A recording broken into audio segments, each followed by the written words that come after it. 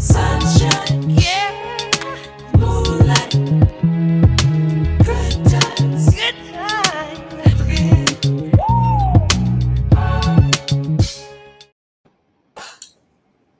Welcome to the Blame It on the Boogie podcast. We back in the saddle again this week. We thank y'all for sticking with us, even though we go through this little time where we actually have life going on. But hey, we keep coming back because we still love this. Life. We just three good-looking brothers from East Boogie, just here to talk to you guys about a little thing called sports. With me, as always, we got Dorian, D Almighty, the Wonder Mouse Brown from Richmond, California. We got Antoine, DOOZE Williams, all the way from the hometown Florissant, Missouri. And of course, you got me right here from the Detroit, Michigan, Rod D. What's up? We thank y'all for joining us. We thank you for sticking with us. We thank you for understanding. Right, because Rod was tripping when we don't be coming on. We ain't gonna talk about D right now. We gonna save that for later. We're gonna say that for later. But right now we want to get the particulars out the way. You can always reach us on our social media. That's at From the Boogie on YouTube, on TikTok, on Facebook, and on Instagram. Or you can go right to our website, biotbpodcast.com. Or if you want to send us an email, it's boogieblaming@gmail.com. So if you haven't already done it, press that like button, press that subscribe button, press that follow button, and as always, send dudes the money. Send it to me. I'm wondering, man, because I haven't heard no reports of all this money coming in. Right. The dudes holding out on us.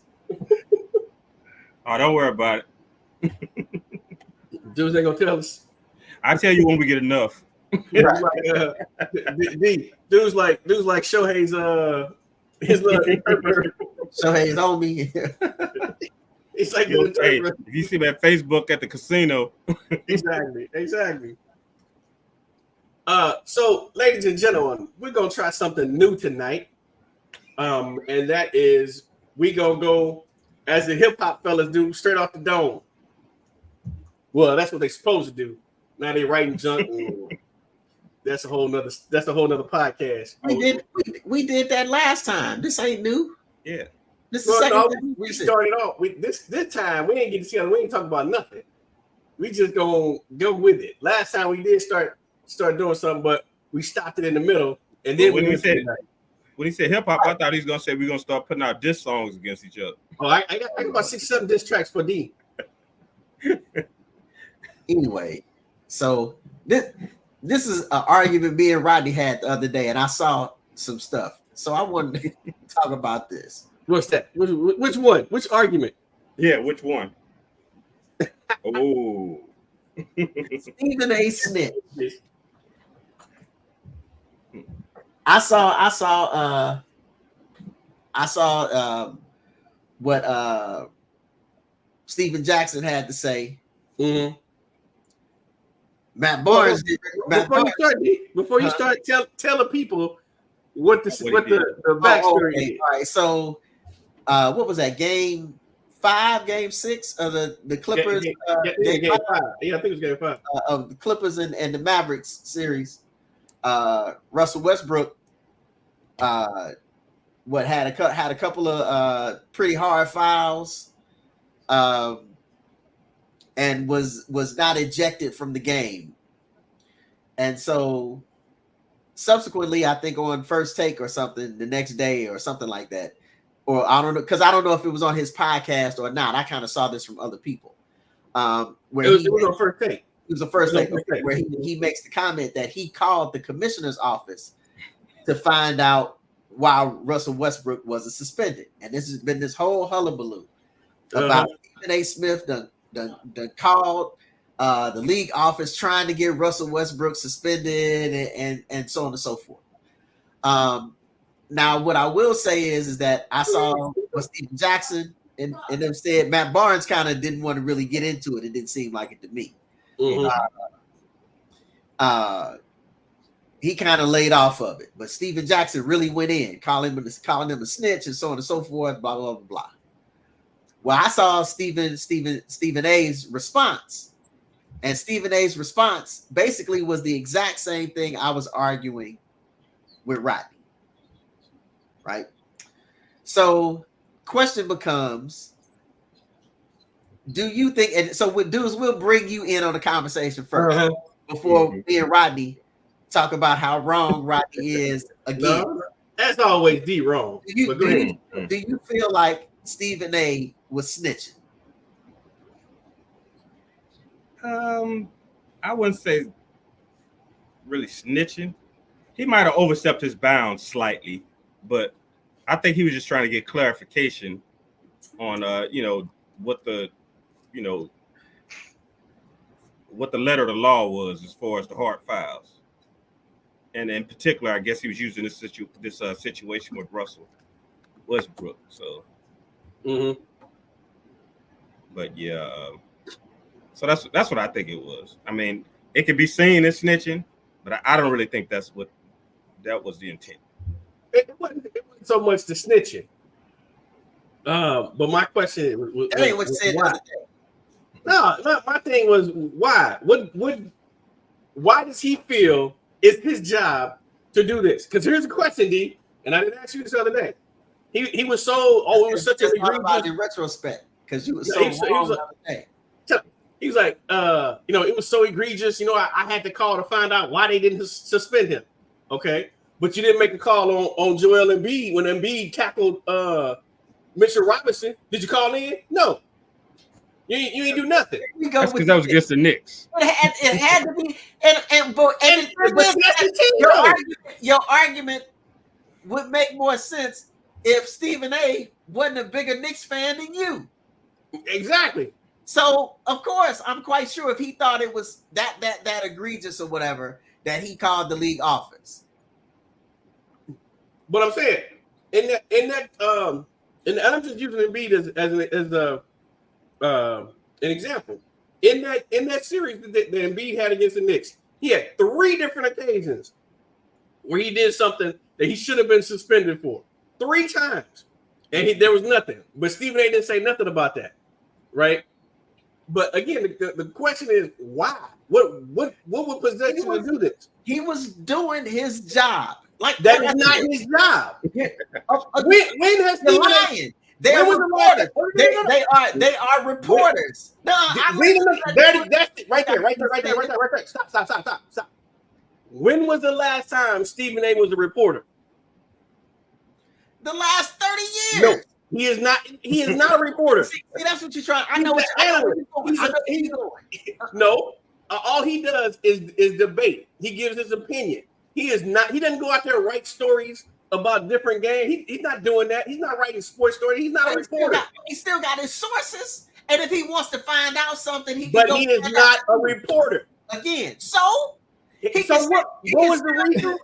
What was the reason he had to go call the league to find out why somebody wasn't suspended? When you haven't okay. You know, 30 years since you've been at World Waterbeds no more. But if somebody came and asked you some advice about what kind of bed they should buy, should you not give them any advice, or should you not use the knowledge that you asked them or the sources that you had before?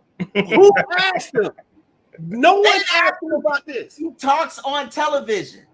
He's an on-air personality. He's an on-air personality. His job is to talk about basketball. So no one asked him. Quiet. He used his sources in order to be able to bolster his argument on his show. That's what he did. job. See, And so again, here's like I said to you, Uh-huh. and like he said on his show, if it and then I'm gonna get to my even bigger point. As he said to Steven Jackson, if it had been Adrian Wojnarowski, would we be having this conversation? And I say no. The reason, and because that's the same thing I said to you, Rodney. Well, I said okay. because what we are doing now is we are now looking at the persona, how we look at the persona of Stephen A. We have gotten to the point where, again, you don't see Stephen A as a reporter anymore. He's the big time celebrity. He's we in many ways, many of us, and I'm not gonna say everybody, but you can't have it both ways. but many of us feel like he has made himself bigger than the game, or made himself bigger than ESPN, or made himself bigger than so on and so forth. And because of that, we're now mad that he called the league office, because, like you said to me, he just wanted to show that he could call the league office. Exactly. Right. But the thing is he can. And he's always been able to do that. He's always been able to call Joe Dumars when he was reporting. He's been able to call Joe Dumars or whoever it was that it was at the league. He was able to do that. So he still has the ability to do that, to do his job. And again, it's not like he called and said, y'all need to suspend Russell Westbrook. He called and was like, man, why didn't he get suspended? Okay, so those are two totally different things. But here's the thing. See, you're showing now that you did not watch what Stephen A. You even said at the beginning, because you didn't know where he said it. You didn't see what he said, how he said it. What he said No, don't go into that. What he said and how he, don't give me how he said it. What did he say? I'm gonna tell you what he said. He said, "Oh, it was such an egregious act. I needed to find out what was going on. I called the league to find out why he wasn't suspended." So it had nothing to do with I'm trying to be.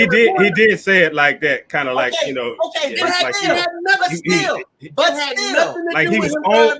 He said it kind of like he was owed an explanation. Exactly. Right. He is old. Okay, but again, that's different. That's different. Dudes, you're saying the same thing that I'm saying, not what Rodney is saying. Rodney is trying to take what he said and say that he called to have him suspended. He felt like he was owed an explanation. That's different. He still called He still called the league office to find out why he was suspended, not to advocate for him to be suspended. Those are two different things. Let's go back. All right. No. Go back to what? If the league didn't suspend him, if there's no suspension, why do you feel it is your responsibility to call to find out why this man wasn't suspended? Because he's a reporter. He talks not a reporter on TV. He is not a reporter. That's not his job. His job is to get up there and talk about the game, talk about this and the other. His job is not to call the league to find out why somebody didn't get suspended. Ask this question. When we do this stupid podcast, I gotta hit him too. when we do this stupid podcast, as your wife calls it, don't you go research stuff before you come on here to talk about it? But do I call the league to find out why? Because the league don't know you. They don't know Rodney Pearson. I think Rod would. Shut up. I think Rod would call the league. Yeah. And what would they do? They send him to the operator. I went Stephen Jackson. Stephen A is a snitch. He had that was way beyond what his job description is. I completely disagree. Well, hey, you wrong as usual. So it's all good. That's normally how it always ends up. Would you being wrong? So it's all good. We're gonna move on to another topic. No way has that man called to advocate for him to be suspended. He called to find out why. Now, the thing is that he has the ability to do that. That's what we mad about, is that he felt like he was owed an explanation, that he's so powerful, that he's Stephen A. Smith, that he's owed an explanation. I completely agree with that. he's arrogant in that way. Mm-hmm. And he is.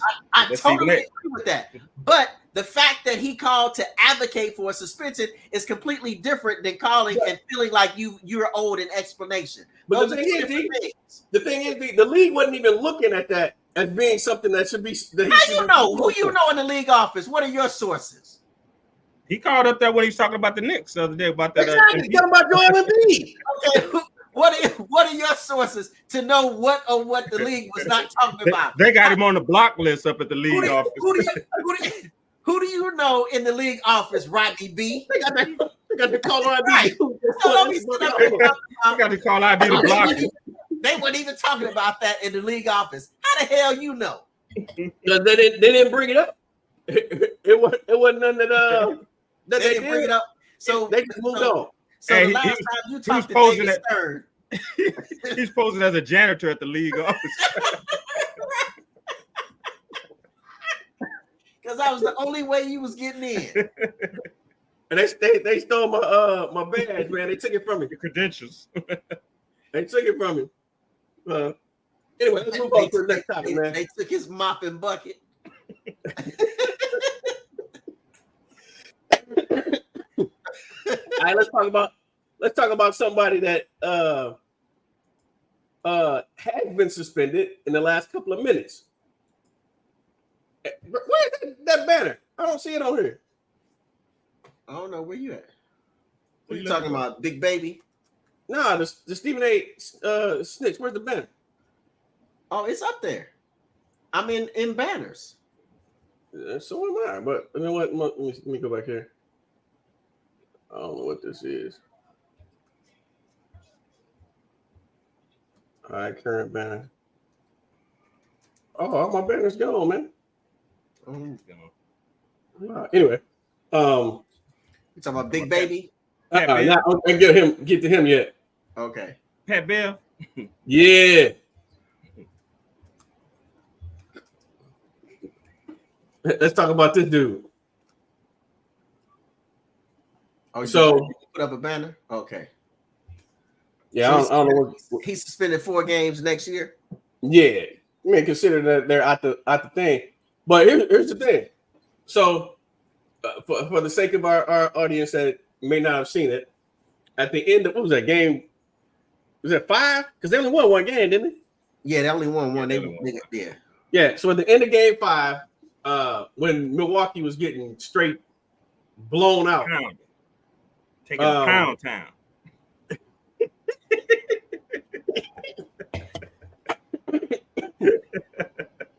was Melly Mel there? Thugging with their rounds. No, we ain't gonna talk about that girl. But at the end of the game 5, Pat Beverly, I don't know what happened. How the ball got into the audience. They said but he somehow threw it. Yeah, he ball- threw it in there. the first time. They said Yeah, he he threw threw it and hit the first fan. time he threw it and hit the fan in the face. Yeah, he And, hit it. they He missed threw it the back man to he was him, trying to hit, and then and hit somebody else. And then the second time he hit the guy that he was trying to hit. Okay, whatever the fan. He hit a fan with the ball, so apparently it was twice. One of the stupidest things. Well, that and we'll get to him too. But one of the stupidest things that you do. First off, you don't do nothing to the fans, man, at all. The fans are the ones that allow this league to exist like it does. So the league don't want you doing anything to a fan, especially not throwing a basketball. And he threw it. I mean, it was hard. Yeah, he hit her upside the head pretty hard. He threw a hard shot. Man, that lawsuit. Yeah, I'd have fell down and went ahead. And So he got double trouble. You know, the league suspended him for 4 games, right? Which to me was kind of light. Yeah. But at the end of the day, he might not even be in the league next year. Period. Because he's at that point in his career. But he got the 4 game suspension from the league. But also, they're investigating it as an assault. Yeah. You know, so they were the police are investigating this as an assault, so he might actually get some charges brought to him or whatever. And at the end of the day, like you said, it's gonna be a lawsuit. That fan that he hit, well, I'm correction, those fans that he hit, they're gonna sue him. Right. It's coming. The fans weren't doing anything but being fans. I mean, they're gonna, if they're not, if they're booing you or jeering you or saying things, I mean, that's what they're there for. You knew the fans, their fans weren't going to cheer for you when you came to the game. Yeah, exactly. Right. And it's been like that forever. So I mean, he's a sore loser. He's proven that before in the past with the push. Remember the other year he pushed Chris Paul in the back when they were eliminated. And he's just poor sportsmanship. And don't get me wrong, I'm a bad loser too, but there's a difference between a bad loser and a sore loser. That's not something you want to be. Right. And for me, the thing too is it's like the fan didn't throw anything at you. This is not like the Malice in the Palace. Yeah. He didn't lay hands on you. Somebody threw something out. He was talking. Why are you throwing something at him? That makes no sense. But again, this is also one of them things too where when I talk about players and podcasts, Pat Bev has created this persona about himself that is so blown up. And so because he's created this persona about himself in order to draw attention to his podcast, right?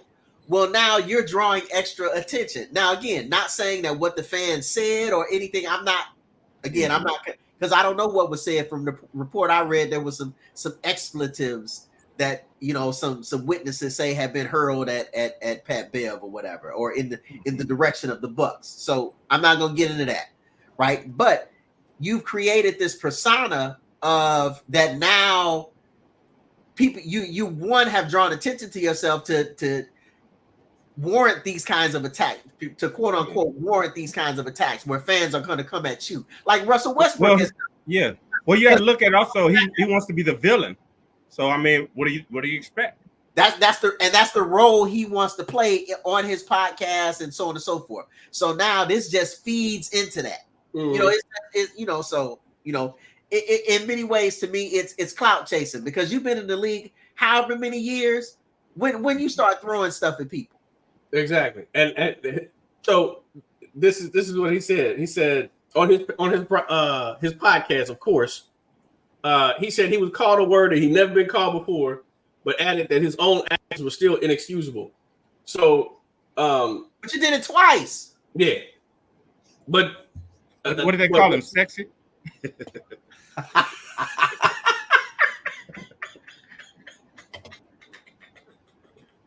Again, that ain't true. He didn't know how to respond to it, so he threw it. So he threw his balls.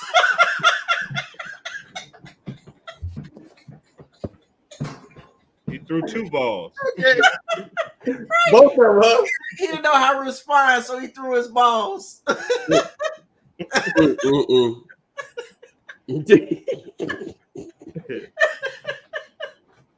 then he's so wrong for that one. He's so wrong for that one, bro. And we hadn't even he talked about the what he did to the reporter in the locker room. Nah, that I didn't get to that part of the report. I saw it. What happened with the reporter? I didn't see that part. What happened with the reporter, dudes? So immediately after the game, they were in the locker room, and of course, all the reporters wanted to talk to him about that situation or whatever. And in the midst of talking to the reporters, he stopped and said, "Hold on for a minute." And there's a female; these are all males and one female reporter. He said, "Are you subscribed to my podcast?" And she said, "No." He said, "Well, you can't get your microphone out of my face. You can't interview me." And so he stopped until she left. Then he started back, and she stuck the microphone in his face again, and he stopped the podcast again and told her since she's not subscribed to his podcast, she has to leave. Just prove That's my terrible, man. Just prove my That's horrible. Well, first off, you're not So I in think he the was podcast. banned. Yeah, did You they say he still was at banned from work. ESPN after that? You still at work? Oh yeah, ESPN banned him. They Yeah, said he couldn't because come of back that. on. She was an ESPN reporter as well. Yeah, but they banned him for the well, you know what? I just know they banned him. Yeah. I don't know if they banned him specifically for throwing the balls Or or the combination of the two. it's probably combination. It's probably combination. But yeah, that's that man. Again, I mean, That's but gonna look- that's gonna what look are you doing? You're trying to. It's like, okay, so, and I even hate to look at it like this. I even hate to. Wait, where are we? Hold on. I gotta get to it. I was about to say something that I probably should say. Hold up, where I gotta go down. To help us garner more subscribers. Hold on, wait a minute. Well, be in this conspiracy. What you got? So, from what Dudes was just saying about he probably wasn't going to be in the league next year anyway. This sounds like him setting up what's going to happen next year. He's not going to be in the league, so now he needs to make money off the podcast. And so, in order to stay relevant, to be the bad boy, that persona that he's, taking on now, where he gonna be all in your face, he gonna tell you exactly how he feels, and all of this kind of stuff. So now you playing the villain. Now you doing this. You don't subscribe to my podcast. Well, now that becomes part of people driving the traffic to get people to come to his website, right? You know what I'm saying? So that it all sounds like in many ways a marketing ploy. Everybody's a brand. I'm not a businessman. I'm a businessman. Exactly. That's become part of his brand. Again, it's to me, it just really appears to be a lot of clout chasing. Well, at the end of the day, at that press conference, he was still a member of the Milwaukee Bucks, and he was at work. So for him to tell this reporter she got to leave because she's only doing her job, because she she's wasn't not being subscribed to his podcast that has nothing to do with the NBA. Don't have nothing to do with the NBA. All right. So again, you might be right, Dean. He's just trying to set up his second career because this one right here is coming to a dramatic halt. Because he's a free agent. This is his third team for the season that he's been on. So, once you start jumping around, 3 teams in 1 year, you ain't gonna be in the league too much longer. Yeah, right. And it's here. Right. Because he's I've never thought of Pat Beverly as this great defensive player that everybody wants to talk about. He's a pest. He was a pest. He was a good player in his prime, but now it's more reputation. He's living off reputation. Now he get killed now. Man, he killed for like the last 4 or 5 years. Halliburton on that game-winning shot. Man, on him. He looked bad. Oh yeah, on that. He looked real bad on that. So, remember a couple years ago when he was guarding Durant, and he was doing all that huffing and puffing and making faces and gestures and all that, and Durant was just lighting him up. Just getting used. So he was getting attention for what he was doing, right? But it wasn't for playing defense, right? Right. It was more for his antics. Yeah. The pushing, like you said, dudes, pushing Chris Paul in the back. That was such a sucker play, man. Yeah. And you're gonna push him. Why you didn't push him when he was standing in front of you? You were arguing. Exactly. He walking away, going to the bench, and push them hard too, man. Yeah. Right. And so surprisingly, Chris Paul didn't get hurt.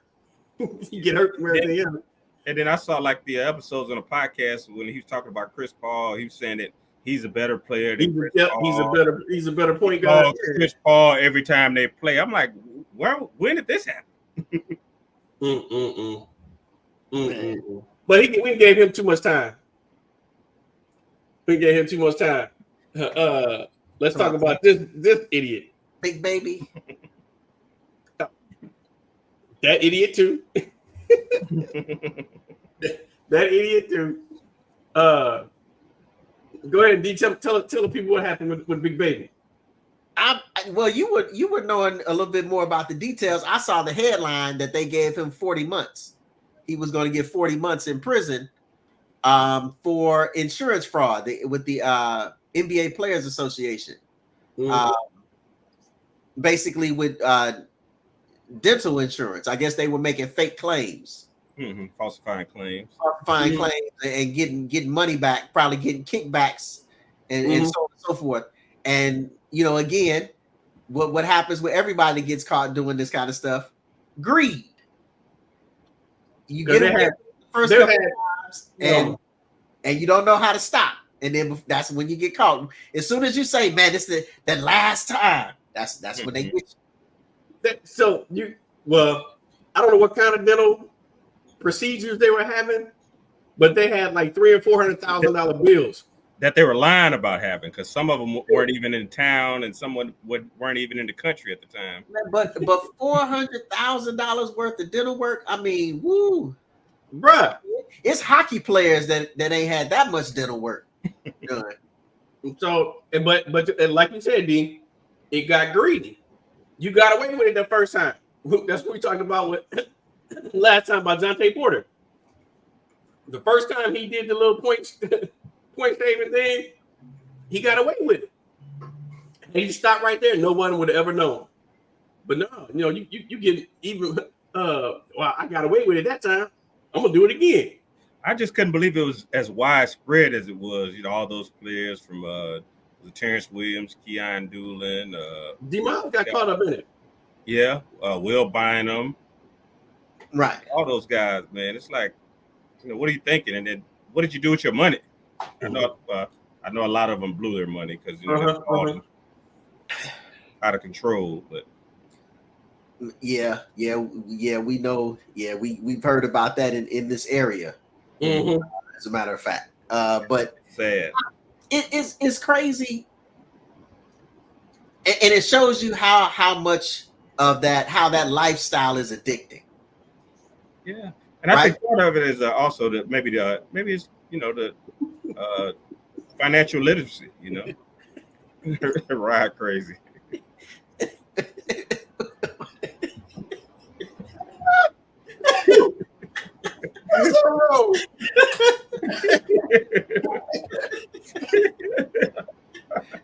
Throw that.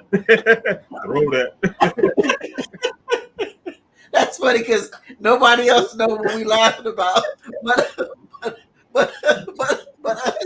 it's so wrong. All I can say is why, Lord, why? We have to try to do a show. Rod, how bad do you want to subscribe? Dude started it. I just responded. How bad do you want subscribers, Rod? Through those balls. But that lifestyle, man, is addicting in terms of the jet setting and all that kind of stuff. Like it's amazing how when I think of if you think of however much, I know Rodney probably knows the how much exactly in terms of after taxes or whatever. You really don't need that kind of money in order to be spending it the way that they spend it. You know what I'm saying? It's like, even because after a certain point, again, this is the whole idea of consumption, right? This cult of consumption. Here I go being a historian that came in, in the 1920s or whatever, right? Just this idea that the more you have, the more it represents wealth. So the idea is just have I can't just have one Ferrari. I gotta have 20. And it's like, I go drive that. I got it's 3 people in my family, but I got a 12 bedroom, 55,000 square foot house with an Olympic pool in the back. And it's like, it's the excess or whatever. and they get caught up in that excess, and you know, and particularly once their playing days are done, you know, they don't really have anything else to do, right? So, but you know, it's like man, it's not. I don't even want to say, man, I wish I had that kind of money. That's not what I'm getting at. But the point is that I don't understand how. At what point do you say, nah, man, that I got enough of that? You know what I mean? Mm-hmm. When you end up saving your money because you done bought everything that you need, you know. So this is what happened. All right, let's do a quick example. You get a player straight to the NBA, right? Say they like the number 5 pick. They're gonna make $10 million in a year, right? Mm-hmm. So you get $10 million a year. Well, out of that $10 million, you got to pay your agent, Right? Anywhere from 3 to 5%. Just depends on what you do, right? So you got to pay them. But before that, you got to pay Uncle Sam. Uncle Sam. Right? Pay Uncle Sugar. But see here, this is the thing, though. This is the thing. So like us, we got federal taxes, we got state taxes, right? Right. Mm-hmm. For basketball players and football players, all athletes, baseball they have to pay federal taxes. So that's, and they're at the high end. So they're at like 37% already, right? But they also have to pay state income taxes. But where they get caught up is they have to pay state income taxes for every city, for every state that they play in, right? So when you play in it, so you got somebody that lives in New York, you got to pay New York taxes. You got to pay. You come to Detroit, you got to pay Michigan taxes. You go to Atlanta, you got to Georgia taxes. So all the states that go into. And think about this. Here's an additional one. I know this particularly in St. Louis. There's a St. Louis city tax. There's a city tax. If you work in a city. When I worked in St. Louis Community College, we had to pay a St. Louis city tax. So you pay Missouri State and you paying the city tax. So yeah, that's crazy. Let's say, just to keep it even, say 50% of your salary goes to taxes into your agent, right? So that $10 million is now going down to $5 million, which is still a hell of a lot of money, right? But then here's the other problem. They'll go and they'll buy a $3 million house, right? So now your $5 million is now down to $2 million. Right. Then you got mama you're going to try to take care of. You got your girlfriend you're trying to take care of. You didn't mention the cars. So and you ain't done nothing for yourself. So before you know it, that $5 million, you down to nothing. And the crazy part is, and you got to buy cars and jewelry because you got to look like you a multimillionaire basketball player. Right. Athlete. But the worst ones, the ones that would get cut up in a situation like this, are the ones that don't make $10 million. They're the ones that make the league minimum. It's like $1 million. Right. John Porter. John Tate Porter. The problem is, you in the NBA, right? You want everybody to know you in the NBA. So John Tate, who's making $1 million, after his 50%, he making $500,000. But he's trying to live like he making $30 million. Right. So he got to go get the car, right? He can't pay for his car. He got to finance his car. And they'll give him that because, you got $1 million contract. So I'll give you whatever car it is that you want. I'll give that to you, no problem. Right. But now I got a $3,000 a month car payment, right? You can't go buy a house. You got to rent a house. But you don't rent just a regular old house. You go rent, Drake's house. MTV Cribs. Right. That's another $10,000 a month. Right. So before you know it, you got $100,000 in expenses in a month. Well, and you only get paid during the season. You only get paid during the season, right? And you get paid just like everybody else every 2 weeks. So they're living literally check to check, which is crazy when you think about the dollar amount that they actually make. Well, and I think that, but see, yes, you're absolutely right, because I wish I made $500,000 a year. I'd have everything I wanted, It just, again, it wouldn't be $30 million a year. It wouldn't be LeBron money, but $500,000 a year that I get to bring home myself, that I'm bringing home 500,000. Oh man. And I think a lot of it, they get caught up, keeping up with the Joneses, some of their teammates do make that big money. Well, the fortunate few. And, you're trying to keep up with them because, you all are next, in the same, area or whatever. But the thing too is that we also, many people out here have the perception that they all make that kind of money, right? Because that's who they put out there. We have that perception. And so really, if you think about it, you got the, again, Rodney can go into this in more specific detail, right? But you got the however many Supermax contracts you can get per team. And then after that, everybody is, minimum wage workers, really, for the most part, the mid-level exceptions and the veterans exceptions and all this kind of stuff.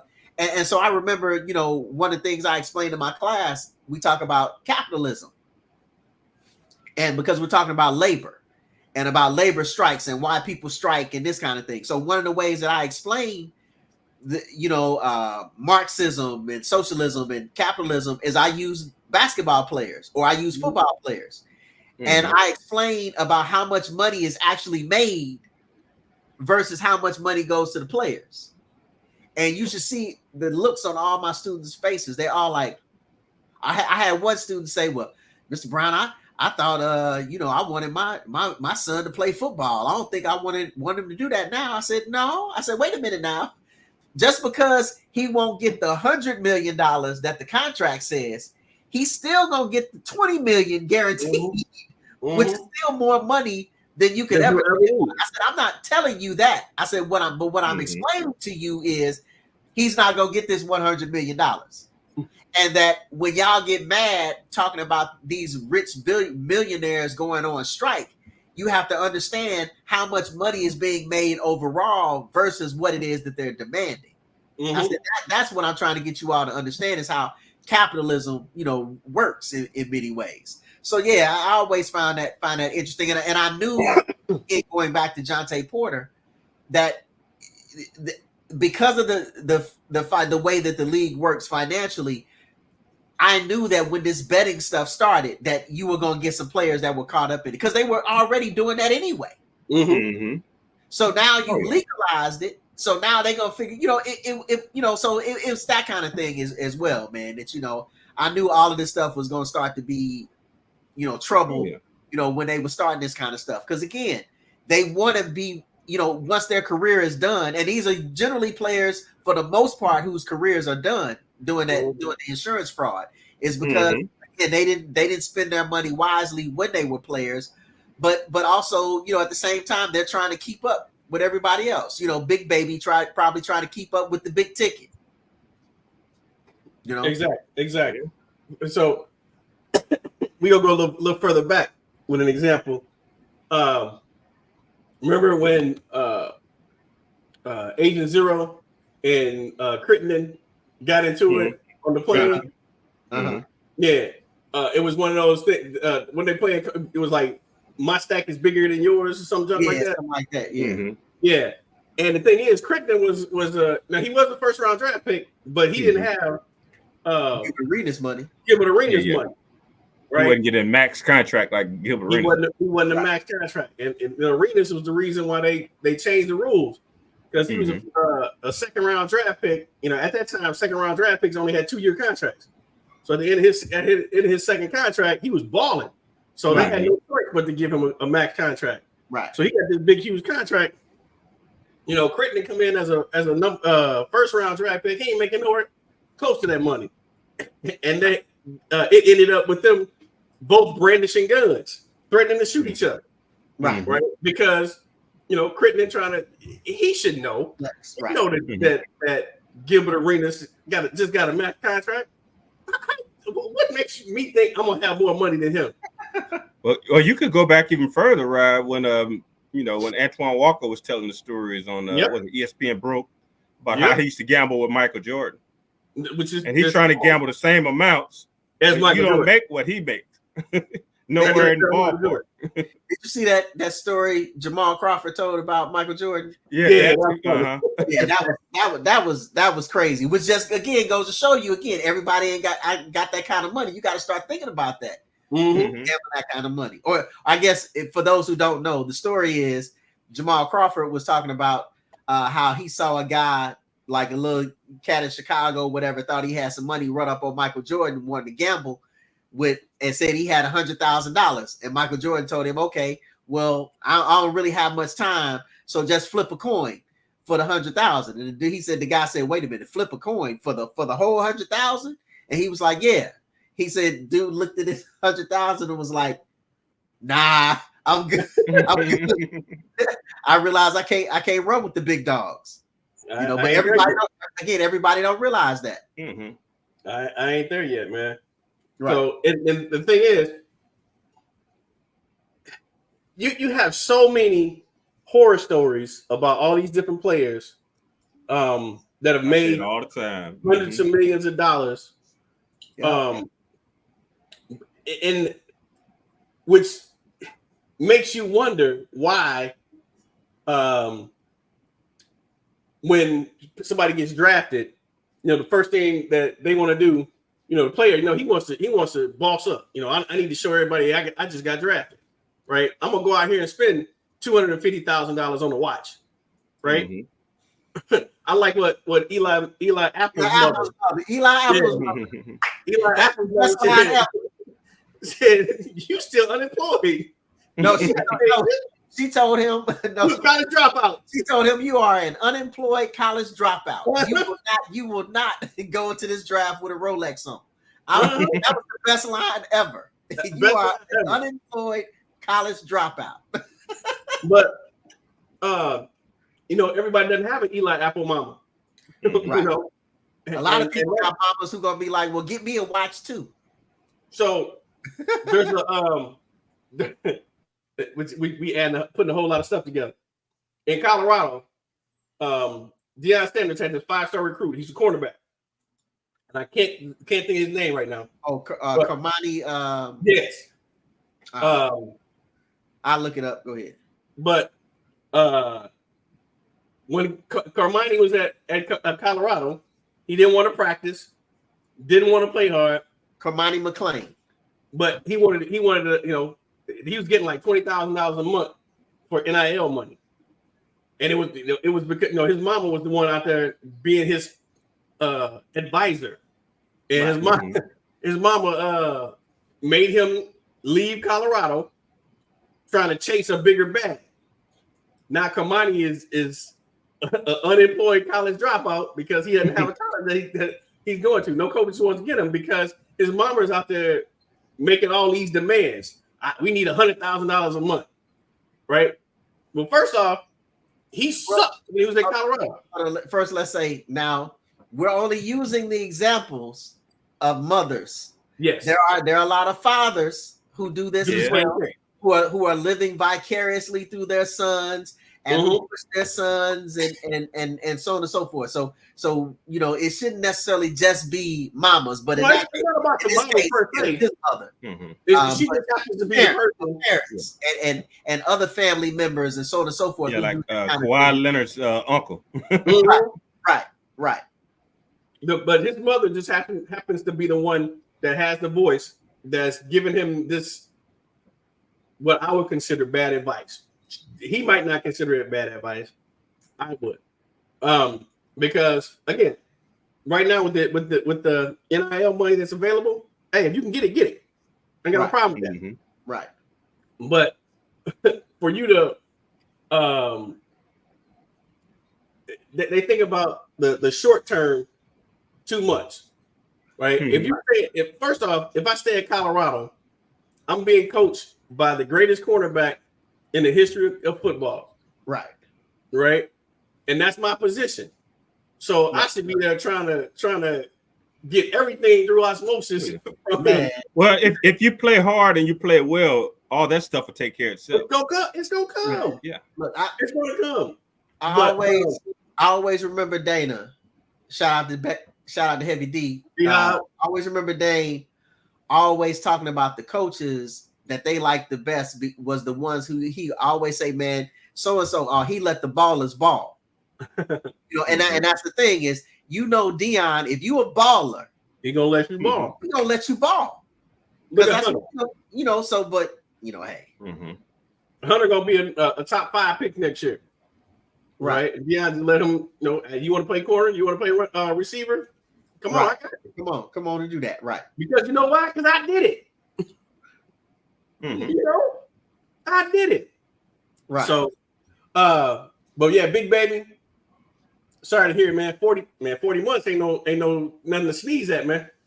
Nope, it is not. Well, he just played a prisoner on what was it? Was it BMF or was it a Power? No, he did. Did he for real? Yeah, he did on one of the episodes. So art imitates life, huh? Yeah. Ooh. But the thing about that, which surprises me, is that a lot of the other fellas, they just took the plea deal and get no time. Yeah. So I don't know why. Did his go to trial or what happened with him? Probation. He kept denying. I think the people that got in trouble were the people that kept denying it, and yeah. Admit you did wrong. You need to move on, man. They took it to trial, and when they kept denying that they did any wrongdoing. So now it says here that he was sentenced to 40 months in prison. He will have 3 years supervised release. And was ordered to pay $80,000 in restitution. But Will Bynum only got 18 months in prison, but he has to pay $182,000 in restitution. Will Bynum took the plea though. Yeah, I was going to say, but it sounds like Will Bynum took the plea. Mm-hmm. But what that could also be though is bad lawyers. Yeah, that's what I was thinking, D. It depends on who your lawyer is. It was somebody. One of them only got probation. Right. I can't remember who. He only got probation. That's because they didn't have probation. Yeah, it was a couple of them only got probation. That's because they didn't have my ship, Mark Hunter. I was just about to say the same thing. They need to call Mark Hunter. Shout out to my ship, and Hunter Topman and Fisher. Down there in Miami. Welcome to Miami. Right. So that's the illegal group. He the man. I got to give my ship props. But that was his problem. They didn't have Mark Hunter. So are there any more idiots to talk about? Because the thing about that is talking about these idiots has really overshadowed the fact that Joker won his 3rd MVP. Yeah. Oh yeah. I want to talk about that out of 4 years. But we can't talk about idiots and not talk about Joker's teammate. Come on now. What? That's what I'm saying. I thought we was done talking about idiots. No, because I need to talk about this fool, man. Go ahead. Get off your chest. Go ahead. Yeah. So tell him why you mad. Tell him why you mad. Like the mad rapper. Yeah. What's Murray's first name? It's not blazing here. Jamal Murray, point guard for the Denver throwing stuff on the court. Denver Nuggets. Not only did he throw a water bottle or a heating pad rather on the court. Throw balls. At least I was just going to say at least he didn't throw his balls.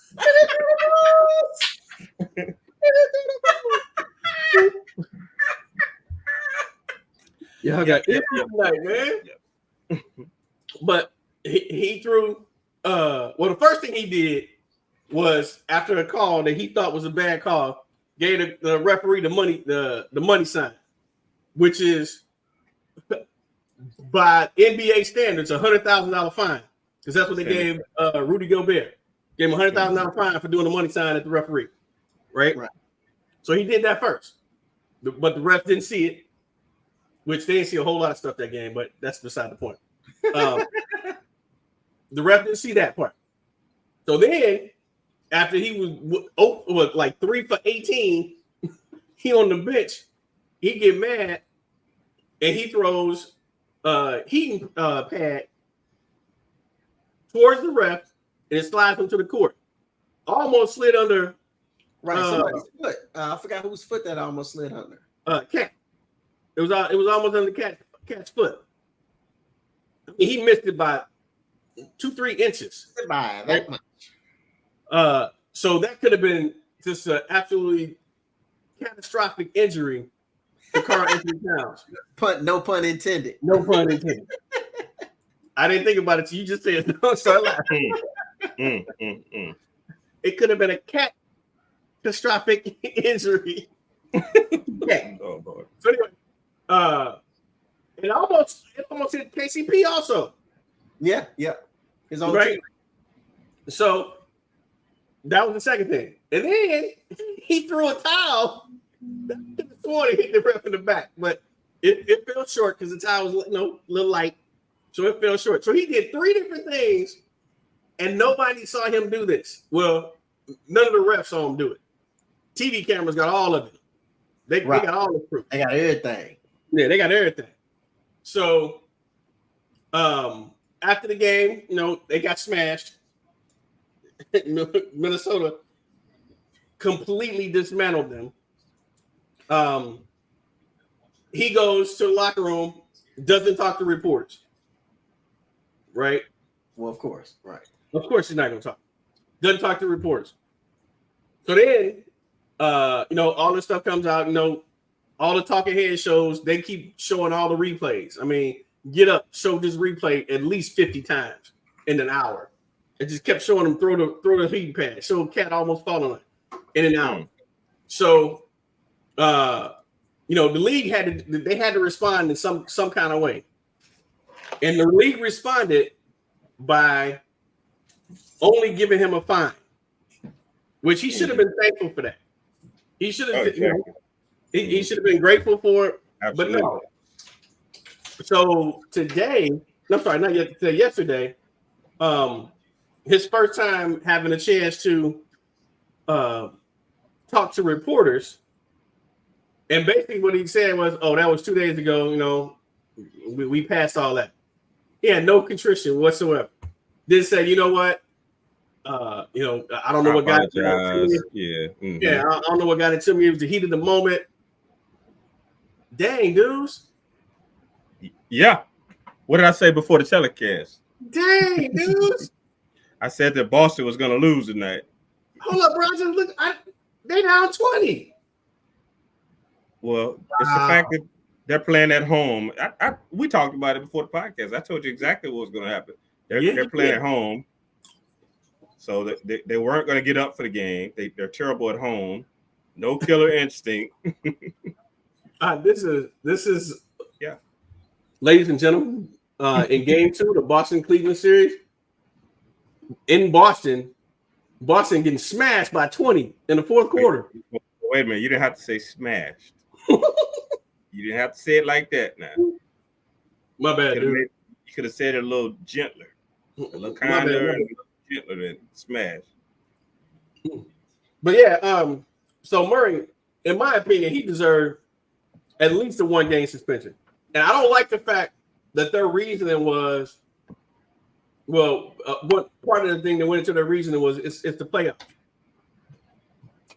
That's even more of a reason for you to do it, because you got more people watching your game, and for you to allow him to disrespect your game like that, it looks bad for the league.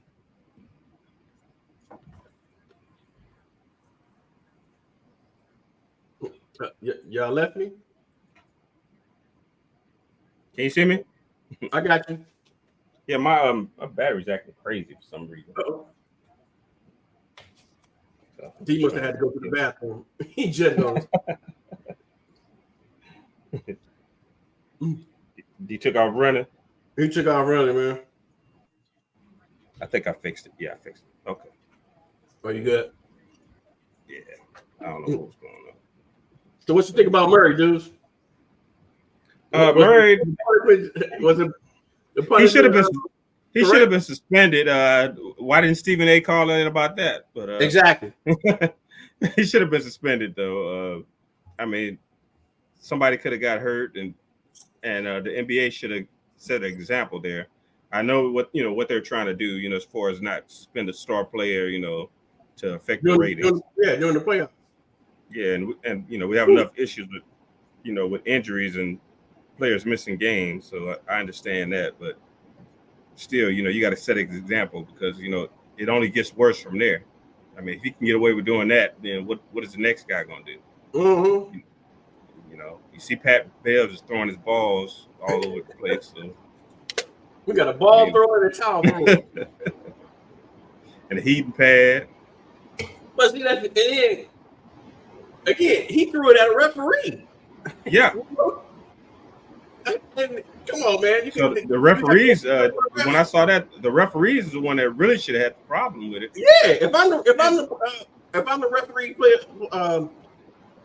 union people, I'm going in. How you just letting this? You gonna let this man? And he admitted he was throwing at the ref. Yeah, you're not protecting the referees. You're not gonna protect your referee, right? So yeah, and just because you're getting whooped, everybody gets whooped from time to time. Myself is getting whooped right now. Myself is getting whooped right now. Yeah, right now. Right now. They need to go ahead and lose 3 more games. But they'll go ahead and win, and then hopefully they're gonna win at 5. Then we can go to a game or something. If they always have to, for whatever reason, they always have to have that one game. They're gonna let up, and it's gonna be at home. I knew that already, so that's why I called it this one. I said this will be the home game that they'll do. And like clockwork, I don't know where Tiny Bowl Man. There it is. We got something going on with these banners, man. I don't see the ones Dorian putting up. So, but the MVPs. We about to talk about that right now.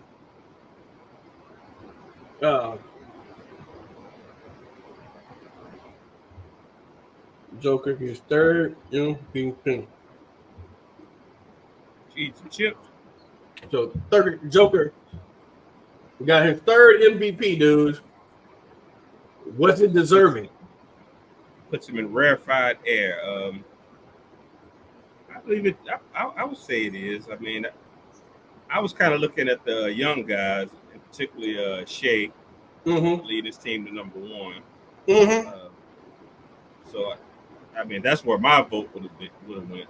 But any of those top 3, top 4, I think, any of those top 4 between Shea, Joker, Luka. Who's the other one? I think somebody else finished. Yeah, Giannis finished before Brunson and those guys. Mm-hmm. But any one of those top 3 guys, I think I wouldn't have had a problem with it. But I mean, it puts Joker in a rarefied air because I really believe Joker deserved it last year when they gave it to Embiid. They gave him a sympathy MVP, but that would have been 4 years in a row. So my thing is, don't get me wrong, Joker had a great season. He had an absolutely wonderful season. Stat wise, I mean, he was 1 assist away from averaging a triple double. And his team, had the 2nd best record in the West, right? Which is a great accomplishment. However, Gilgeous Alexander averaged 30. He was 3rd in the league in scoring. He shot 56% from the field. That's a guard. Right? There's nobody else on his team that averaged over 18 points. Right? So, and he got the 2nd youngest team in the league. And he led them to the number 1 seed, not number 2, the number 1 seed. Right?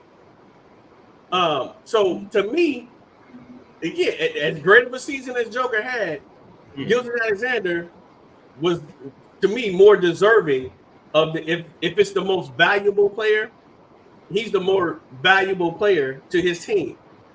He would have definitely got my vote. But like I said, you know, any of those top three, I mean, you can make a case for. I would definitely. I wouldn't vote Luka. Well, No, no. I wouldn't vote Luka either. Well, when I'm saying top three, I'm sorry. I'm thinking Anthony Edwards. You know, in Minnesota, because the job he did with them, with Cat being out. Mm-hmm. Yeah. So that's what I meant. I meant Joker. Where did he finish in the MVP vote? Fifth, I think. No, Brunson was. Oh. Yeah, Edwards was after Brunson. Yeah, sure was. And so, like I said, that's what I didn't understand. I didn't agree with that. Okay, here we go. The voting results. Joker won. What are the results? Shea. It was Joker, Shea. I got Joker, Shea, Luka, Giannis, Jalen Brunson, Jason Tatum, then Domantas Sabonis, and then Kevin Durant. Nah, Durant should be nowhere close. He did not have an MVP season. Period. No, he just got it off his name. He got one. He got one fifth place vote.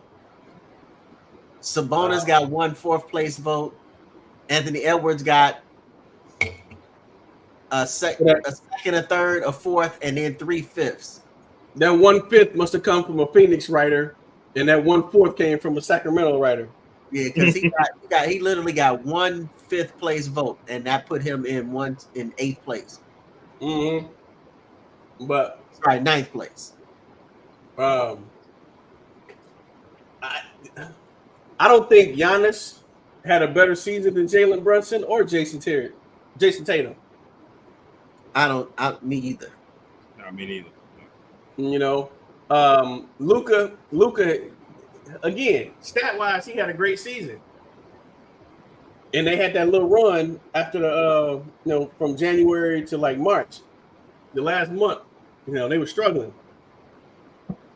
So and again, Anthony Edwards, notwithstanding the stuff that he's doing in the playoffs right now, but during the regular season, he had a great regular season. Yeah, and during the regular season, he had a great regular season.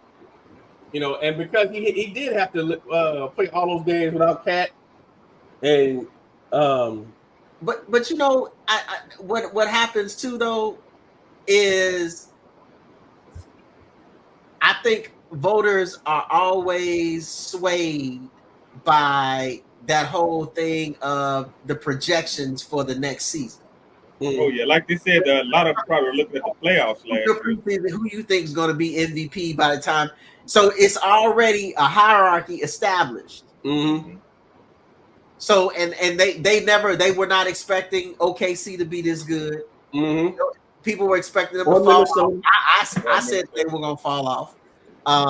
Nobody expected Minnesota, like you said. Nobody expected Minnesota to be this good. So nobody expected them. But people had already been talking about Joker already coming in for MVP, talking about how Embiid cried and got the MVP last year. The MVP. You know, and how it should have went to Joker. So in many ways, it becomes that, okay, well, if he has kind of a good year and Embiid and the 76ers don't, Joker is going to get the MVP. It's one of it seems like it's almost predetermined already. You know, who's going to win the awards. It's like in college football when they had the preseason rankings. It's so hard for a team that's not ranked to make it to the playoffs, even if they run the table, right? Because you already got these other teams that's up here. They might lose a couple, and they still get ahead of you, right? So it's very similar to that. But yeah, like I said, Joker had a great year. He had a great year, and I don't want to diminish the year that he had. He had a great year. However, Gilgeous-Alexander just had a better year. He was more valuable to his team. He took his team. Denver was the defending champion. Yep. They're the defending champion. So it's not like he had to elevate them to greatness. They were already great. Well, you know what I mean? But why are they great though? Mhm. They're great because of him. If Joker's not there, They're Denver good. is, They're just good. No, you know, I don't even think they're good. I was gonna say, are they? He's the glue that put the puzzle. I mean, he puts all the. Do they make the play in without Joker? They probably a play-in team. I don't think so. You don't think so? Think about him as individuals, right? I mean, he makes them look good as individuals. You know, he takes the pressure off Jamal. Aside from Jamal Murray, Porter was normally up and down. He had a good year this year, but his shoot was normally up and down. So, name me somebody else. Oh, OKC. No, no, I agree, but no. Yeah. My point was that yes, you're right. That's the thing, is that they are already defending champions. Mm-hmm. And he's the reason that they are already defending champions. So he's already coming in, people looking at him as the MVP. And the fact that they still almost got the number 1 seed. Yeah, it was his award to lose this year. Right. Thank you. And he didn't lose it. I mean, and he didn't lose it. Yeah, he didn't do anything to have. Embiid lost it. It was because of injury, but he lost. He didn't play as many games, right? Yeah, it was because of injury, but he lost it. Right. You know, I mean, think about the rarefied era that 3 MVPs puts Joker in. Exactly. Right. What you got? Larry Bird, Michael Jordan, LeBron, and who else? Kareem. Shoot, Kareem got most all time. Yeah. Does he? Yeah. Oh, okay. Well, Kareem got 7. Yeah, that's just crazy. 6 or 7, something like that. Mm-hmm. That's crazy. But but I mean, if you could go back and look at it, Michael Jordan could have got it every year. Every year, he should have gotten it every year. Shaq could have got it about 5 times. Mm-hmm. Kobe should have got it maybe about 3 times, maybe. I think he could have got it. You know, when they were giving it to Nash, and you know, Nash played great, and his team was winning, but he only played one side of the floor. He's getting cooked on defense. Right. Shaq and Kobe could have got it those years as well. Right. So, what are the other awards? Yeah, Nas Reed. He got the 6-man award. Wembanyama got Rookie of the Year, unanimous. Which I have no, I got no qualms with that. The brother, man, he gonna be a terror when he actually learns how to play NBA basketball. Right. But defensive player of the year. Mm-hmm. He should have got that. Yeah, I thought he should have got that one. Rudy Gobert got his 4th defensive player of the year, which again puts him in very rarefied air. Also, D with Ben Wallace. Mm-hmm. And then the question came up: is Rudy Gobert a Hall of Famer? Again, yes. If that award, if you're giving an award for it, you reward somebody for it. If you can give somebody an MVP because they were the best player in the league 3 years in a row, 3 years or whatever, and they go to the Hall of Fame because of that, then yeah, he was the best defensive player. That's part of the game. That is part of the game. You're giving an award for it. So if they were the best one, again, there isn't an 8th man award, is it? It's not a, they don't have a towel waiver award, so yeah. Speaking of towel waivers, man, the Nazis tore his Achilles. What? Really? Yeah. Wow. I don't know how he played, but speaking of him, I was at the shoe store today at the sports what is it, Hibbett Sports. Shout out to Hibbett Sports. But I was up in there and I saw Giannis's new shoes, and they have the Nazis name written across it. His new shoes. So I guess what I'm trying to say is, does that mean the Nazis has his own shoe? Even though Nazis has a shoe. It's the freak shoe. It's the freak shoe, which is actually, you know, Giannis's brand, but and his shoe, but it has Thanasis' name on it. So Hey, nepotism. Ain't nothing wrong with a little nepotism. Hey, Get that your brother never- paid. so he been with Milwaukee what? At least was it 4 years? Something like that. 3 or 4 years. So that's at least $3-4 million he made just by being Giannis's brother. Right, and he gonna be there as long as Giannis there. Because they dare not get rid of him. Well, as long as Giannis is Giannis. Once he starts to decline, they're gonna go ahead and let him go. Right, the Nets is gonna get traded. They're like, hey, all right, Giannis, you ain't as good as you used to be. Right. But All of a sudden, you don't need no personal towel waiver around here.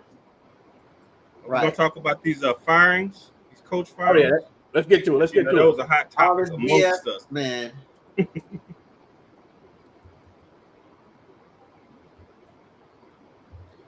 all this BS around this coach firing, man. All of it. Here we go. I hate this, man. We got NBA. So who all got fired? We got Ogle got fired. Darvin Ham got fired. Ham got fired. Now he roasted Ham. He got fired.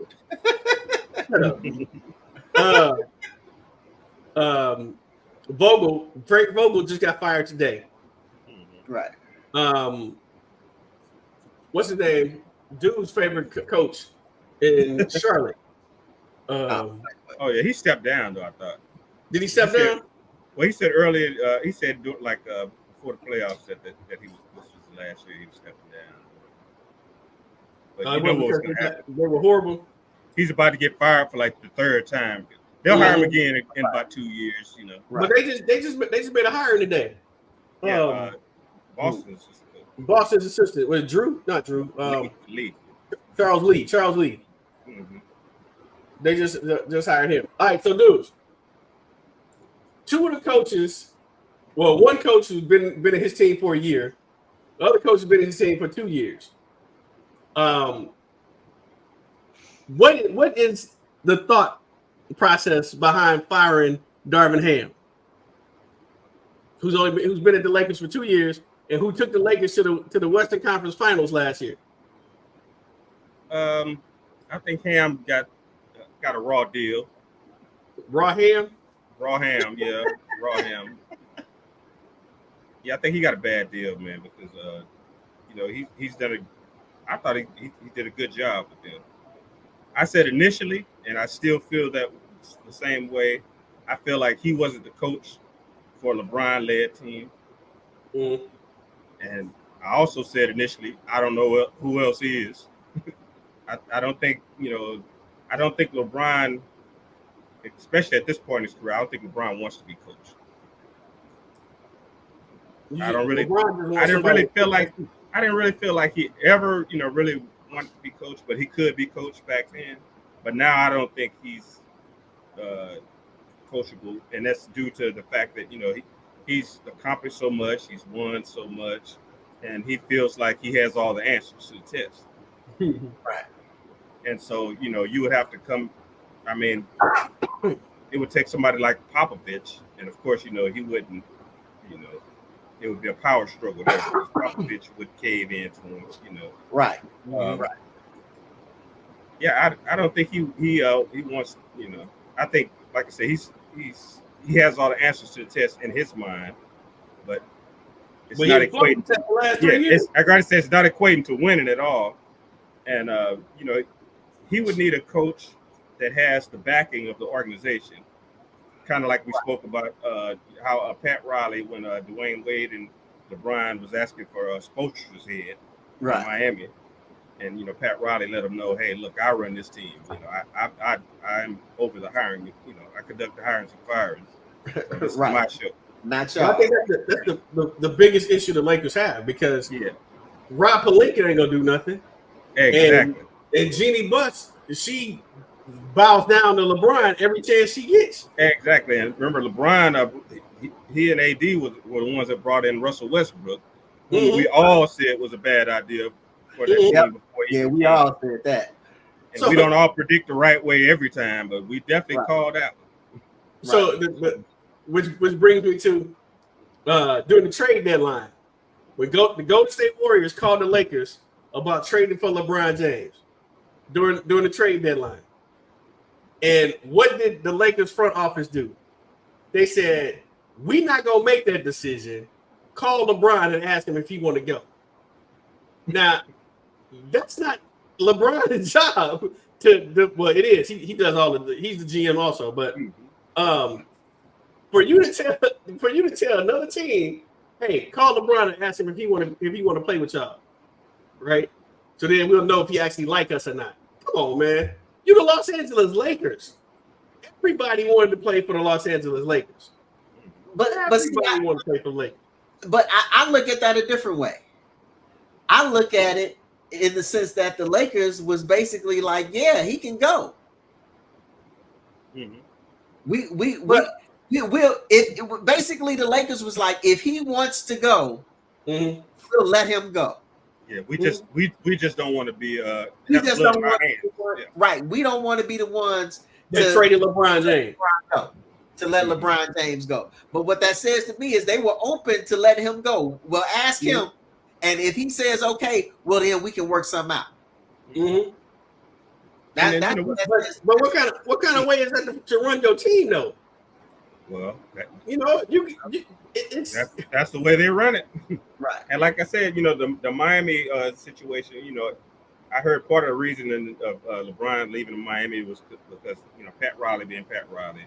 LeBron wanted his family members to ride the team bus, ride with the team, and Pat Riley's always been a stickler about that from his LA days. Right. This your job, man. This is no vacations. And so it was a power struggle even there because they were like, we're talking about LeBron. And he's like, his family can't roll either. Mm-hmm. So,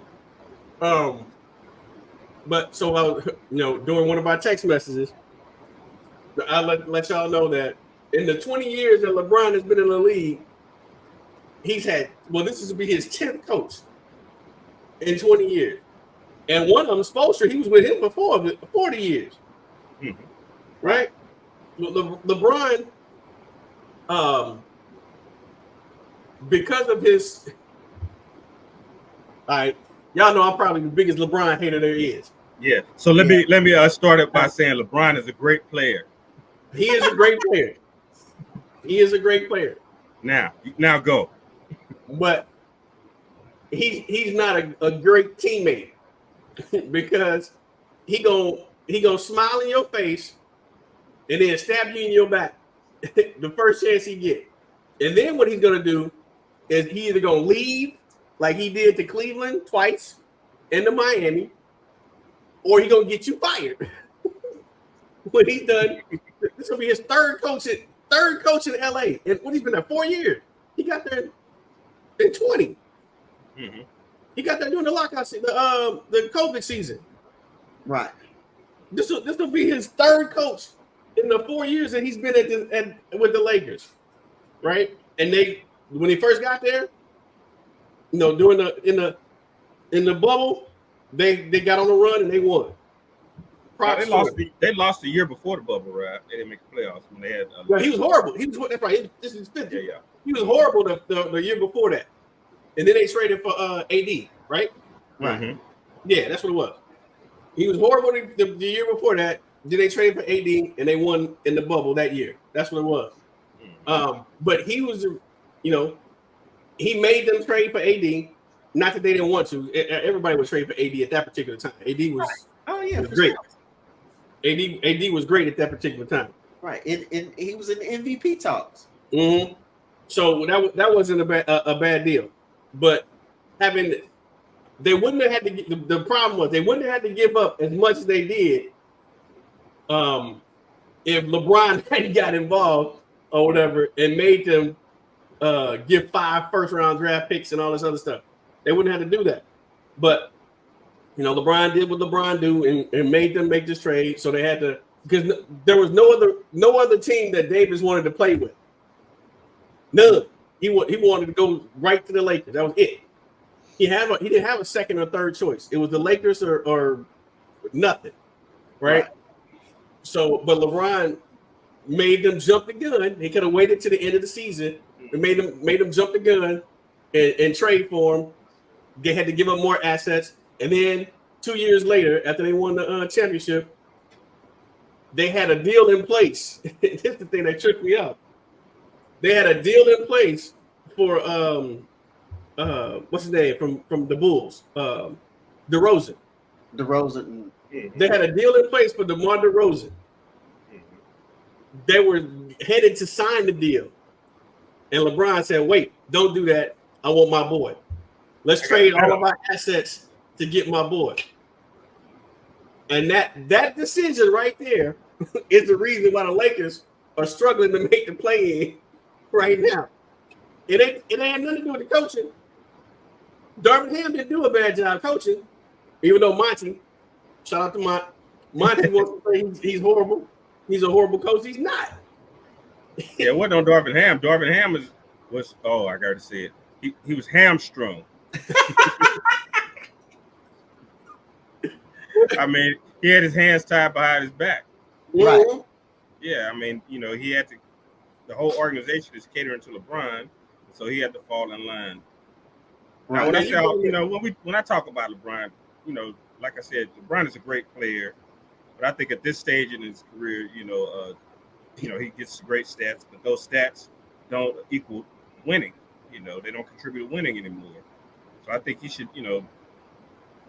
come off that ball. We talk about all that all the time. He should come off the ball soon, let the team run, Right. and just fill in the holes because he's still going to get 20 points a game. About 7 rebounds, 7 assists, but he needs to come off the ball. To his credit, he has drastically improved his 3-point shot. It's not a huge liability. Remember, I think he shot 40% this year. Right. He has drastically improved his 3-point shot, but that's because Father Time is still undefeated. Mm-hmm. He can't get to the hole like he used to. Right. So now he's forced to shoot those 35-foot jump shots. Which again, that's fine. He's still averaging, in the high 20s. That's great. And then like I say all the time, it reminds me a lot of Michael Jordan with the Wizards. Yep. They had decent players, and they had all these speed players, but they would slow everything down so Michael Jordan could post up. So he could be Michael Jordan. Exactly. And he would get his numbers, and the team would lose. And they would still lose. Yep. And everybody's like, well, why are they losing? It must be the other players because Michael's getting his numbers. When in all actuality, he's slowing down the pace, and he's putting everybody else, in bad positions. Right. So here's the question. LeBron can opt out of his contract. They're owed him $50 million for next year. He can opt out of his contract and sign a new contract at $60-something million per year. And he wants a 3-year contract. So are you giving LeBron James $180 million over the next 3 years? With the new TV contracts, I mean, who are we talking about, the Lakers or any team? The Lakers. I think I would, and it'll be a business decision though. It'll be straight business. Yeah, because he does put the butts in the seats. Mm-hmm. He does sell merchandise, so it would be one of those decisions. But if I was thinking as a businessman. But okay, but then what are you saying about winning then? Mm-hmm. Yeah, that's why I said it'd be strictly business. It wouldn't. Yeah, it definitely wouldn't be about winning because you're not winning with him. No, you're not gonna win. No. I'll be right back. You're gonna win some. You're gonna be in the play-in. Well, you gotta change your style of play, like dudes were saying. Yeah, you would have to change your style of play. I mean, is he willing to? Get a point guard, man. Why are they refuse to go get a point guard? Because he wants to be a point guard. That's what I'm saying. He's not the point, man. He's slowing the ball down. I mean, because he's older. Of course, he's slower, and he's slowing the ball down. Everybody else is shooting up the floor, and he's slowing it down because he's a lot slower. And then they want to force this Austin Reeves on us to make it think he's a superstar player. I think Austin Reeves is pretty good. I think Man. Russell's decent. But the whole thing is they're out of position. They're, you see how great they play when LeBron wasn't there? All of them out of position. Mm. I mean, they're forced to be stand up 3-point shooters. Then y'all try to force what's his name? Prince. He's getting like 30, 40 minutes a game. Oh, like 2 or 3 points. Yeah, 2 or 3 that's points. because that's LeBron boy. That's LeBron's workout partner. So Yeah. Pelinka.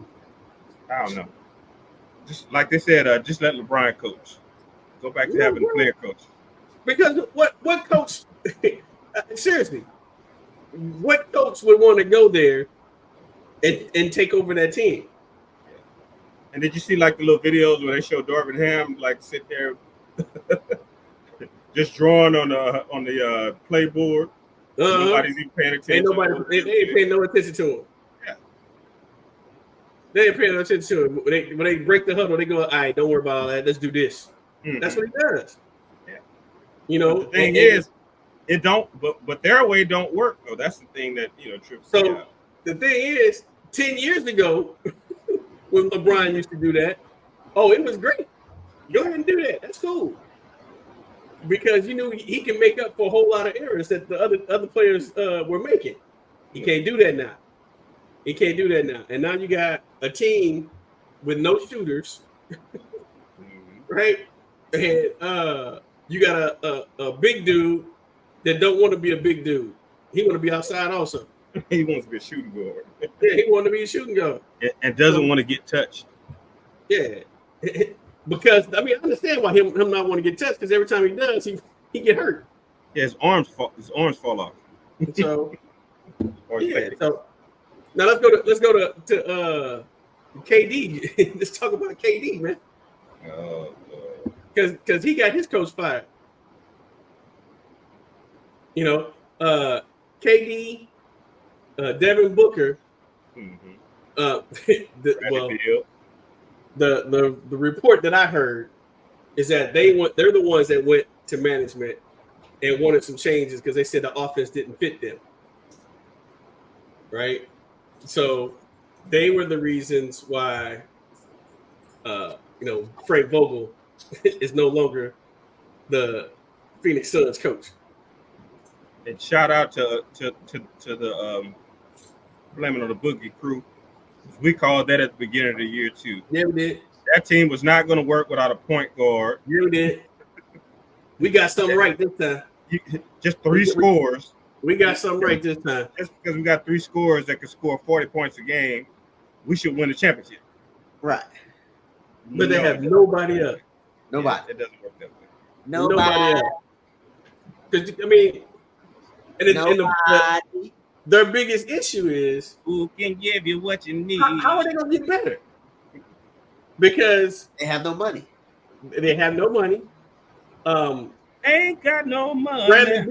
Bradley Beal has a full no trade clause, right? So if he don't want to, he would be the only person that you would want to trade, and he's the only one you want to trade. You want Booker and you want KD. Yeah. You even want what's the big dude name? The one they traded mediocre man for? Nurkic. You still want Nurkic? Draymond knocked out. But you know what? Somebody made an interesting point.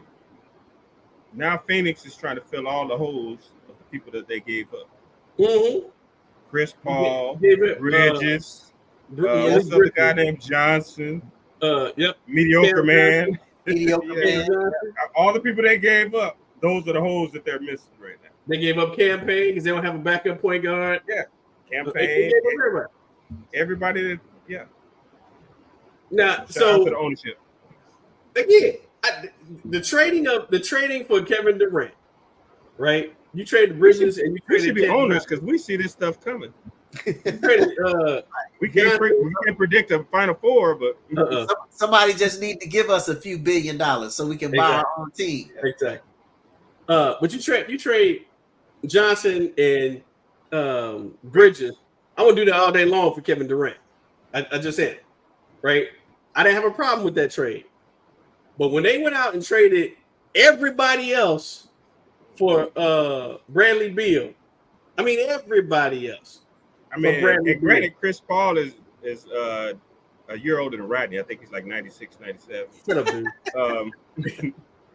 But still, you know, even at his advanced age, he could have complimented the team that he had. You know, he could have made sure those guys got the shots. You know, he could have played maybe 20, 25 minutes a game. You know, if that was the case, just, you know, prevent from his arm falling off or his hand he breaks every year.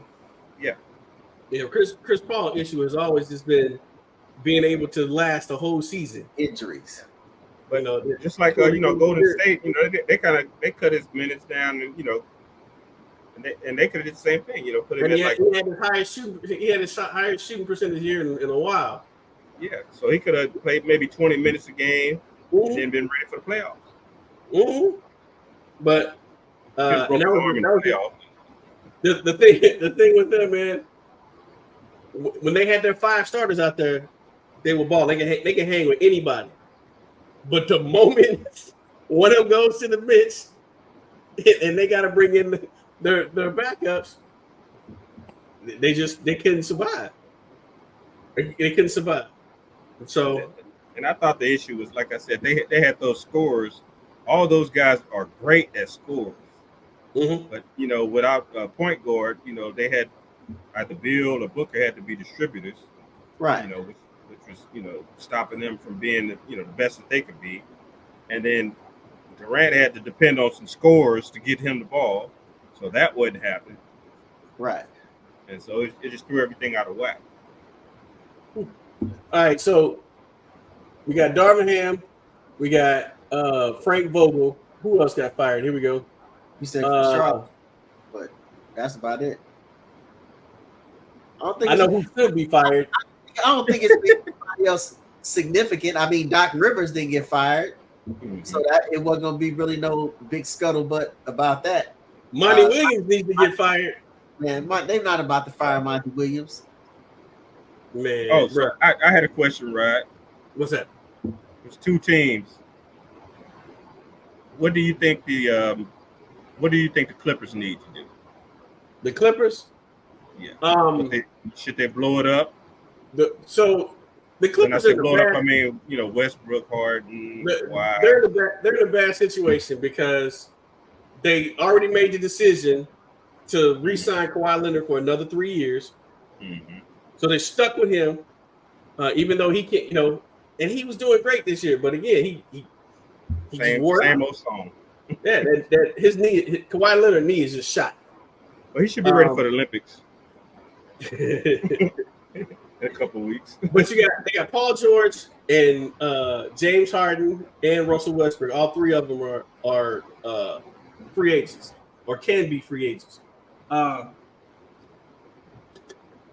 The problem that they have, why they can't blow it up, is because they're building this $4 billion stadium that they're trying to make sure that it's full, you know, when they open in a year. So you just can't. Are you bringing all of them back? You have no choice, really. You have no choice. You gotta pay Paul playoff fee.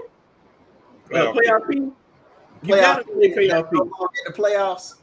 Exactly. So exactly. He keeps peeing his pants in the playoffs. Right.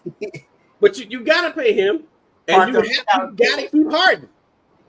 And the reason, because you've given up. They gave up Gilgeous-Alexander for Paul George. Paul George. They gave up Gilgeous-Alexander to get Paul George, and they don't have anything to show for it. No, I wouldn't give up Paul George. I definitely, I don't think I'd have re-signed Kawhi. But I wouldn't give up Paul George. I wouldn't have re-signed. And again, Kawhi was balling, but you knew he was gonna get hurt. You knew that knee is not, his knee is gone. It's done. Yeah, he's done. He's done. You know, the only thing you can do, you can expect. What I would do with Kawhi is put him on the shelf until March and say, okay, just play the last 3 months of the season and let's go win the championship. Because that's all you'll get out of him. Give him 9 months to rehab and let him play 3 months of basketball. And that's it. He's done. I would have moved on from him. But they didn't. So they stuck with that. But the thing is, they don't have any draft picks because they gave them all away for and still giving OKC draft picks for Paul George. I keep wanting to say Paul Pierce. For Paul George, they're still giving OKC draft picks, and now they got to give Philadelphia draft picks for Harden. So you got to re-sign him because you gave up 2 draft picks for him. So should they do sign and trade? Because I mean, but who trading for Harden? Who gonna take it? Houston. Unless he'll go to Houston. Paul George doesn't have a market. The strip club is going to trade for him in Houston. There's going to be some teams that want to trade for Paul George. They want Paul George on the team. But the problem is Paul George is 34 years old and won a $60 million a year contract. That's the contract that he can sign. And he won it for 4 years. I'm not paying you that much money. $240 million over 4 years. I'm just not doing that, Paul. Not to keep losing in the second round of the playoffs. But he's playoff Pete. With a podcast. There's a lot of words that peak stands for.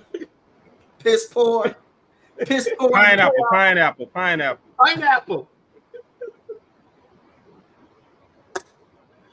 We call him Paulie Pineapple. That's his name. So okay, so the other question, Brad, was so what should the Sixers do? Okay, so if I'm the Sixers got $60 million in cap space. Mm-hmm. But Maxey is a free agent. So that's their biggest issue. I'm paying Max. Yeah, you gotta tie Maxey. I'm paying him everything I can give as much as I can give him. That's how much I'm giving him because I don't know if he paid for NBA or anything like that, did he? So I don't necessarily have to pay him as that super max. Yeah, he'll get the max, but he won't get the super max. I'm paying Maxey. Yeah, that negotiation though. That negotiation is gonna take like 2 seconds, right? But the thing is, you don't sign him just yet. You use that $60 million because you got his bird rights. You can sign him over the cap. You use that $60 million. You go out. You need shooters. They gotta have shooters. Buddy Hield only worked that 1 game in the playoffs. That was it. But hold on. Go back for a second. Ain't that fool's gold though? Because if I have his bird rights and I can sign him over the cap, but I still have to pay a fine for being over the cap. But you can go over the cap, but you don't sign them over the tax. So you got the cap right here, right? Then right here you got the first level of the tax. So you can go over the threshold, just don't cross this one. Under the tax. Okay. Stay under the tax thing. And then if you go over that, you got the second tax. So it's 2 more levels above the cap, right? And you only start paying money. So what happens is from the cap spot to the tax spot, as long as you're in there, you don't pay anything, right? Once you go over the tax limit, then you got to pay back. The first year you over is dollar for dollar. So if I'm $10 million over the tax limit, I got to pay $10 million to the pot. Right. And that's divided between the teams that are under the tax, right? The second year is 3 times. So that's why teams will go over the first time, they ain't going over that second time. Because now every dollar costs me $3. Right. Okay. Gotcha. Right. So I'm not doing that. I want to know, are you going after playoff P? I'm not signing playoff P. I get DeRozan before playoff P. He's from LA too, ain't he? Ain't DeRozan from LA? So you still got all your LA boys, LA, all the Clippers from LA. But yeah, I would sign DeRozan before P, mainly because of the dollar amount. DeRozan might want max $30 million, which is a stupid amount of money. But anyway, it could be crazy when we talk about these numbers. But DeRozan might want $30 million, but that 30 is way better than that 60 that Paul George wants. So I don't see Paul George is not 2 times the player as DeMar DeRozan. He's not in my opinion. And I can go out. I can get DeRozan, and I can go get what's his name, Claxton from the Nets. And I also think that though DeRozan could come in and play a different role than than P. I want to call him something else. Than Paul George. Pineapple. So I don't think DeRozan necessarily has to be the man. So I think I think that will work. Because at the end of the day, Philadelphia is no longer Embiid's team. Philadelphia is Tyrese Maxey's team. So I'm building my team based on Tyrese Maxey. Tyrese Maxey is great at getting to the goal. He can dish the ball out to DeRozan, who can also get to the goal, but is the greatest mid-range shooter in the league right now. And then you got about the only mid-range shooter in the league right now. True. Or dudes, this one will get you though. If I don't get DeRozan, I'm going to get Clay. I'm going to get Clay. Now, Clay's not gonna cost me as much money. And Clay can sit out there and just shoot threes all day long. That's all I need, because like I said, he can still do that. Maxey gonna break down his player, and Maxey will dish the ball. But is Clay gonna have to fight for 3-point shots with Embiid? Because Embiid like to sit out there too. Yeah, that is a problem. that is a problem. But the thing is, they can get both of them, and that would just be a crazy team. So, but at the end of the day, we all know that what's his name? The power forward. Tobias Harris. Tobias Harris will not be there. Number 0. He would not. He scored 0 points in a playoff game, man. How is that even possible? You're supposed to be the third option. What, they got a $180 million contract? So, but yeah, Philly has a chance to. Luka and his mess. Philly has a chance to really bolster their team and finally make it to the finals next year if they do it right. Because they got money, they got plenty of draft picks that they can trade if they want to go the trade route. So they got a lot of options. They have a lot of options, and they still have, like I said, 2 of the best players in the East, in Maxey and Embiid. But Embiid is kind of like Kawhi, man. Embiid needs a shot, man. Yeah, Embiid's done. I think a lot of Embiid's, I always look at him and he always seems like out of shape, but I think a lot of it is his condition is off because he can't run. Because he can't run all summer because you can't put all that pressure on that knee. You right. Figure out a way to do low impact cardio. Mm-hmm. And for a basketball player, you got to be able to run. The wheels got to be working. Right. The wheels turning. Mm-hmm. It's a rough situation, but like you said, they should build around Maxey and just pray that Embiid's going to be there. He's going to be halfway healthy. So, that's a good fit. I think Clay would be good with him. Okay. Do you think Golden State's gonna make a big play for Clay? I think they're like real sympathetic because he's their homegrown talent or whatever. And he's like family to them. But I think it's time for them to go ahead and let go and move to, like I said, move into a new direction. Go a different way. But see, because, I wonder. And I said it in the All-Star break too. So I kind of saw it coming. Mm-hmm. I think we all did. See, I wonder if he still really wants to be there like that.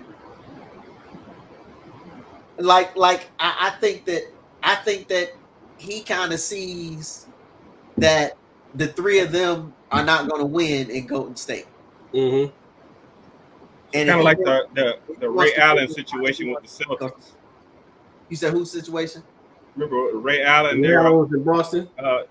Boston was actually offering Ray Allen more, but they kind of had diminished his role, Right. and so he was upset about that. So he took less with Miami And went down there and won 3. to get a new start. Yeah. Was he there for 3 of them? They only won 2. I thought he got 2. They only won 2. He has 3 though. He won the one with Celtics. Why no? He won. One. He was only there for 2. They won 3, didn't they? Nah, they only won 2. LeBron only won 2 in Miami. Okay. Yeah, remember he lost to San Antonio and he lost to Dallas. Miami, 2 in Miami, 1 with Cleveland, and 1 with the Lakers. Okay. And he lost 6. Let's not forget about that. Ride though. And how many do the Knicks have? Are we gonna get our next one, our second one this year? Since 1972. Right. Since all the year. good. Shoot, it was before that. When in 1970? It was 1970. 70. Dang, Willis that year I came out, right? 1970. That was even after Rodney was born. You know, that was a long time. Wait a minute. I thought it was what is 73? I said 70. 70. The Willis Reed, that was 70. That was the last time they won a championship with Willis Reed, Phil Jackson, Dave DeBrusk. 1973. 73 was the last year they won? Yeah, that's what I thought. 1973. The Lakers. Oh, I mean, I thought it was 70. No, Lakers was 72 Lakers. Hold on once.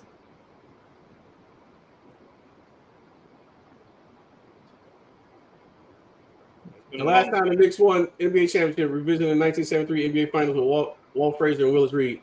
So that was the Willis Reed was 1973.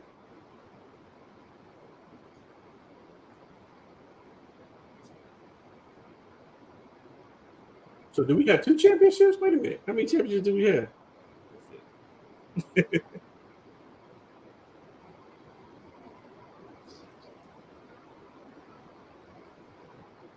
We have 2 championships, 70 and 73. So yeah, you was right too, D. Oh, he just left.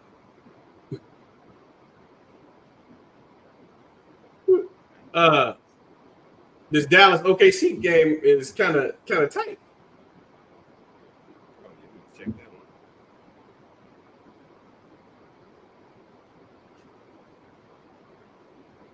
Did he make that? Wait a minute. Yeah, he did. Man, Chad Holmgren. I mean, is it Chad? No, what's his name? Chet Holmgren. Chet. Mm-hmm. Chet Holmgren is good, man. Oh yeah, I've been saying that. He thin. He gotta get some. He gotta build his weight up. But he good, man. He good. He kind of remind me of Paul Gasol, except he plays better defense than Paul. Mm-hmm. All right, D dudes. Let me make sure we got all our NBA done before we leave out of here.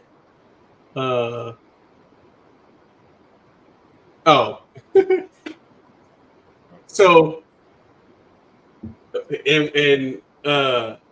I'm just curious to what the reasoning, what's the point, right? So last night's game, the Knicks beat the Pacers to take the 2-0 lead in the series. And in that game, the Pacers coach, Rick Carlisle, got ejected. And at his press conference, he started talking about how the small market teams aren't, he's a small, they're not getting the calls, right? You've been watching these games. First off, again, the NBA, basketball in general, is probably one of the hardest sports to actually officiate. And the NBA still has the best referees coaching, that's the referee in basketball, period. Are they human? Yes. Are they going to miss some calls? Yes. But that's just basketball. You're not going to get all the calls, right? You can call a foul or you can call a violation on every play in a basketball game, right? But the refs yesterday were letting them play. And it wasn't a one-sided thing, again, in my opinion, not so much in Rick Carlisle's opinion. But the question is, why?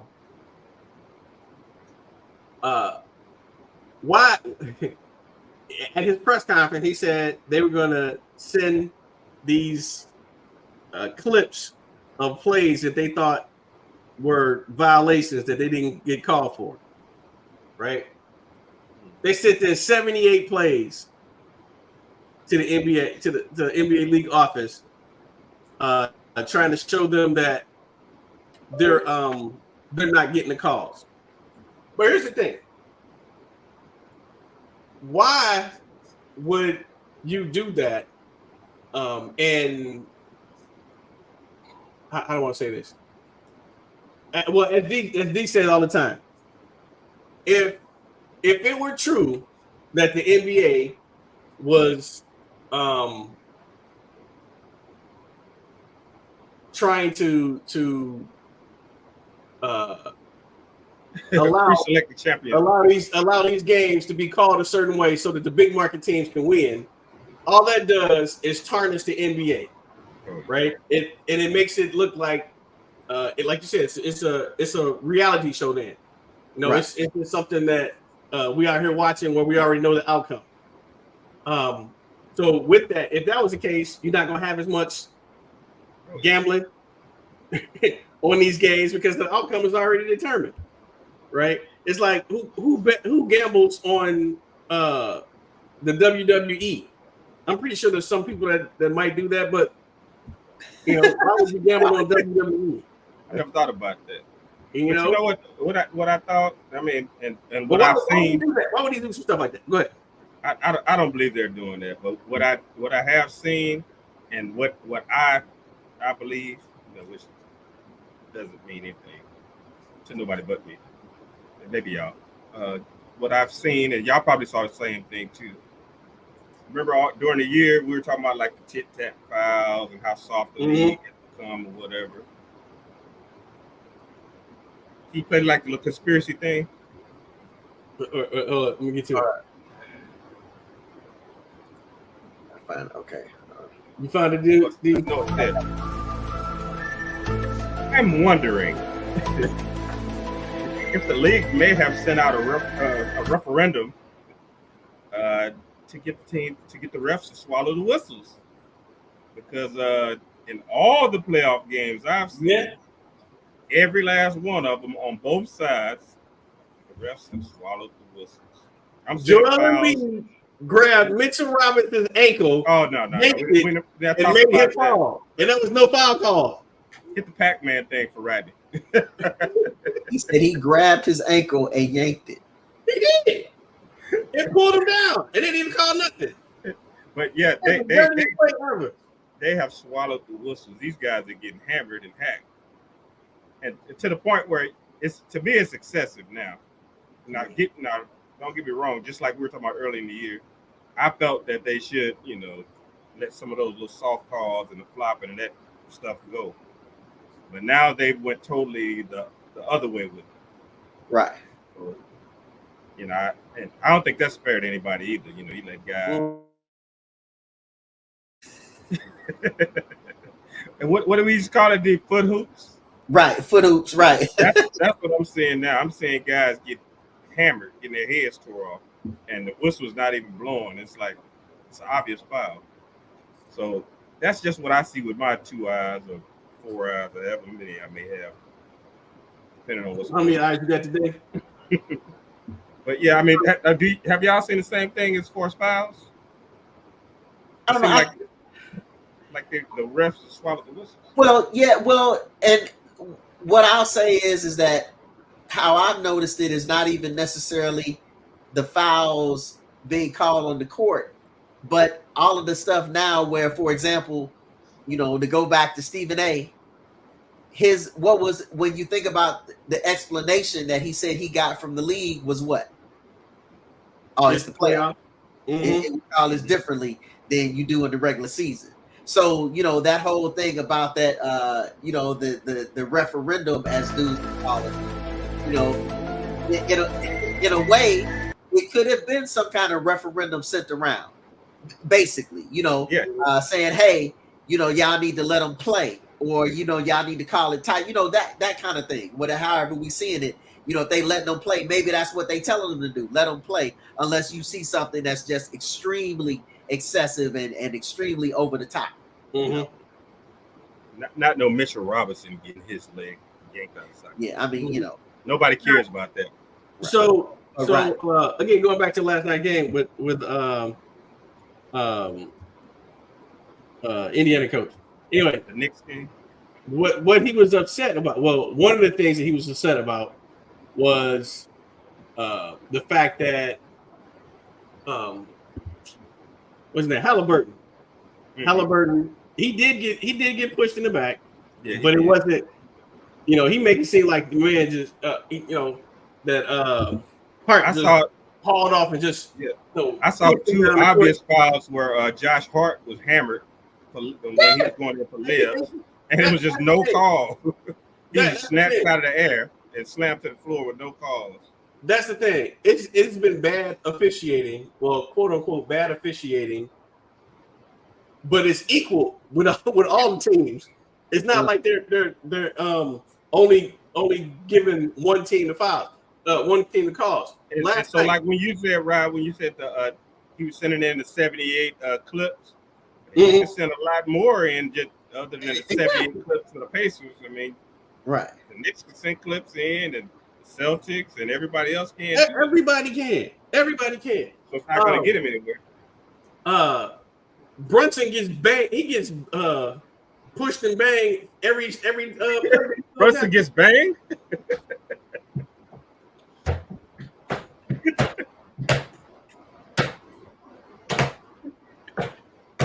Look, man, y'all killing me. Y'all killing me. You said that. We didn't say that. Brunson gets pushed and banged. and banged. Just pushed. Every time he goes to the goal. So they can call a foul each and every time. He gets pushed and banged at the hole, huh?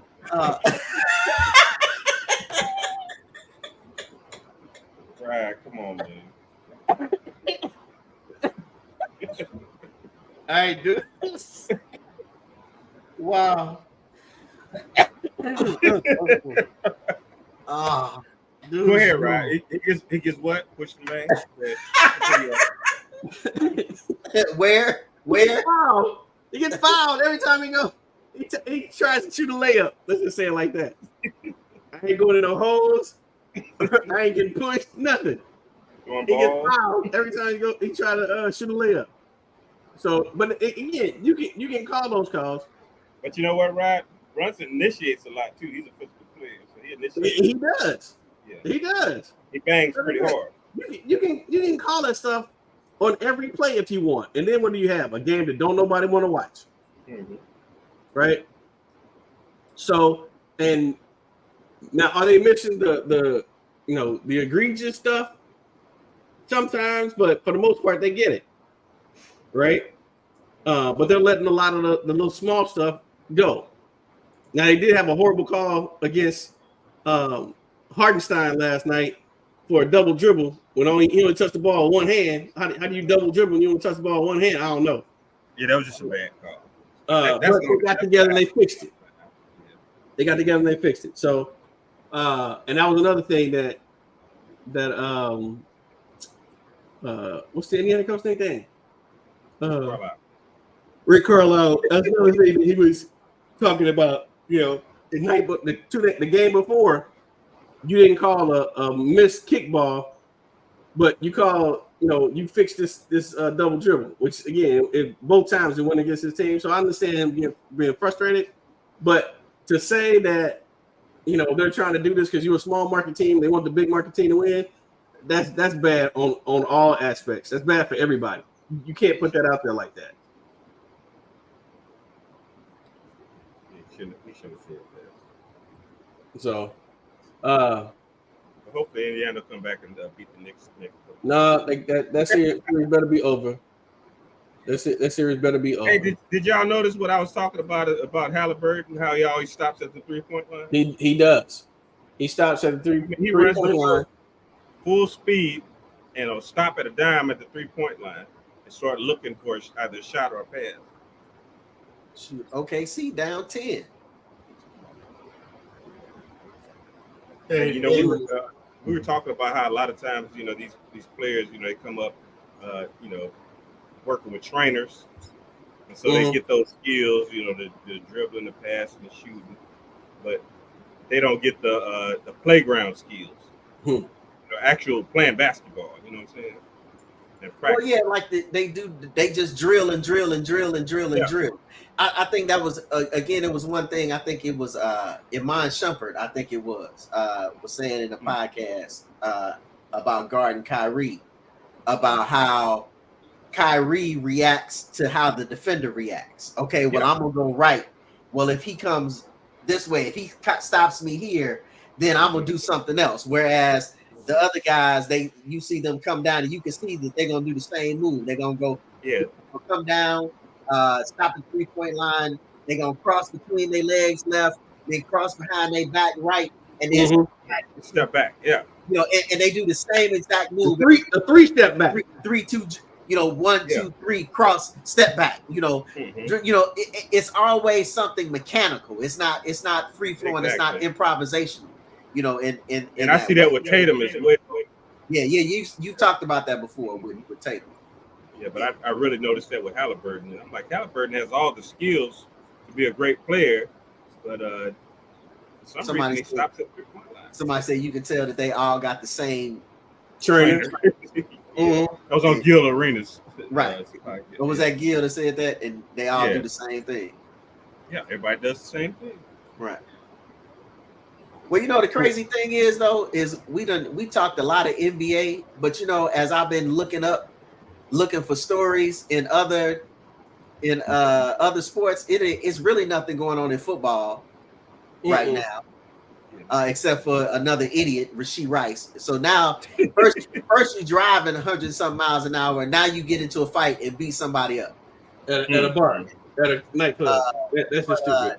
Yeah, it hasn't been anything really going on in the NFL as far as a big news story is concerned.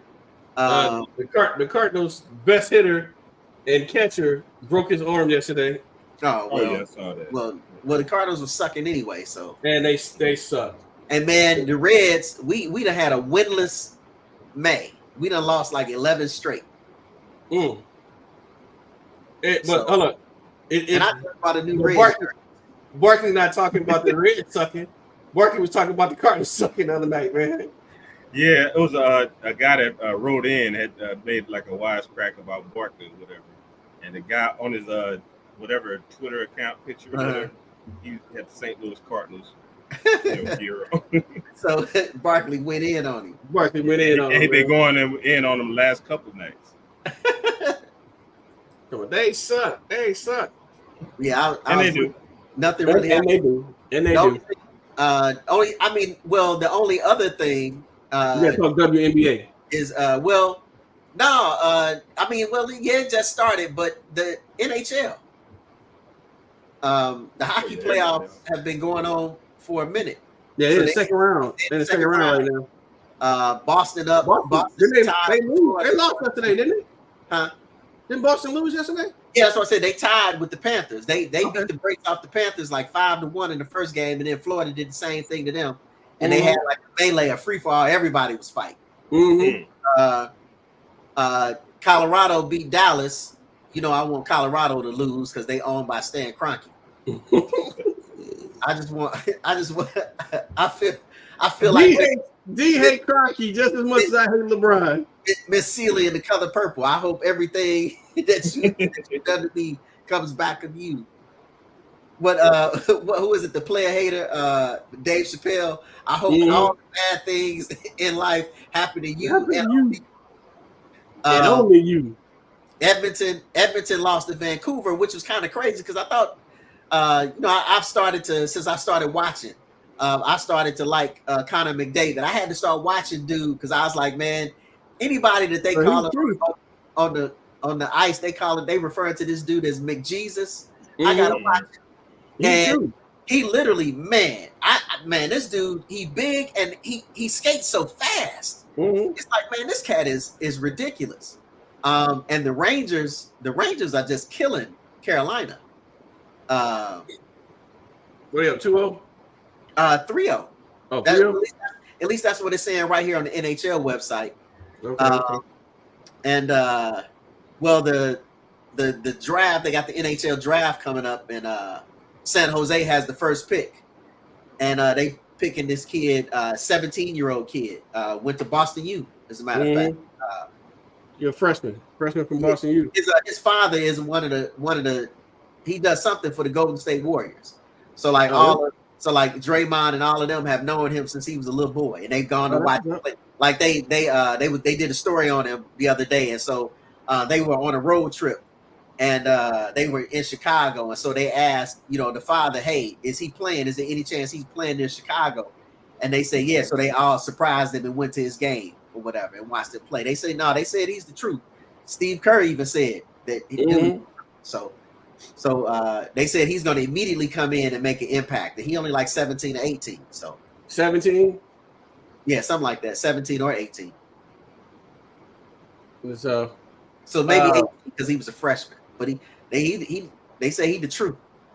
But I mean, that's really all that there is right now as far as the NHL is concerned. That the draft is coming up. No big stories. I mean, other than the playoffs, which is obviously the biggest story. But I've been watching the games. I know Rodney has too. He sent me a message talking, "Hey man, you watching the game?"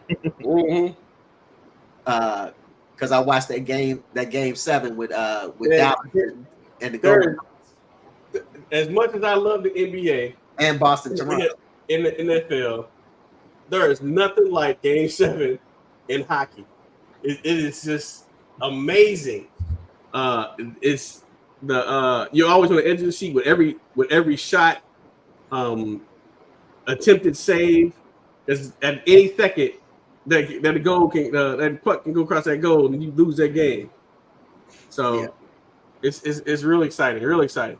I gotta get to a hockey game, man. I gotta get to one. I've been close enough, to the Blues for all them years, and then San Jose, and so I have got to get to a hockey game. So, but yeah, that's really about it that's going on in hockey. It's really not much else. I mean, even tennis, they in between. They haven't gotten to the French Open yet, and none of that stuff to even really kind of talk about it at this particular point. So nothing happening in baseball. We talked about all we want to talk about in baseball. Our team's sucking. So I don't know. Anything else? I got to talk about WNBA, man. The effect that this freshman class, this rookie class, has had on the WNBA. In the preseason. In the preseason, they've had sellout crowds in the preseason, which is great. That's a great thing. Oh, finally. And what's her name? I think Caitlin and her team, the Fever. I think they played tonight. Yeah, they won. They beat the Atlanta Dream. 80. But the other thing that happened with the WNBA is the NBA has agreed to invest $50 million in the charter planes for the WNBA players. So they can quit flying commercial. They don't want to see us at the airport. $50 million. So I mean, we talked about it before. Trying to make the WNBA more of a household name so that it can grow and that players can continue to stay in the United States versus leaving, going to other countries to play women's basketball to make that extra money. That they can make that money right here in the States, and it's getting there. Like I said, when you have the other thing they did, the games were moved in San Antonio from a 3,000 seat stadium to an 18,000 seat stadium, just so they can have a preseason game. Did they fill it up? They filled it up, sold out for 18,000. At 18,000. It's sold out. That's dope. Did they play where the Spurs play? They play with the Spurs. Yeah. No, that's dope. That's great. Because again, my thing was I said last time, move it to smaller stadiums, so you can get So it looks better. that atmosphere, that environment Yeah. of the stadium being full and all the noise and everybody going crazy. But hey, if they can fill an 18,000 seat, hey, go right with it. Let's just hope they capitalize on this, man. But the thing is, it's not just the Indiana Fever.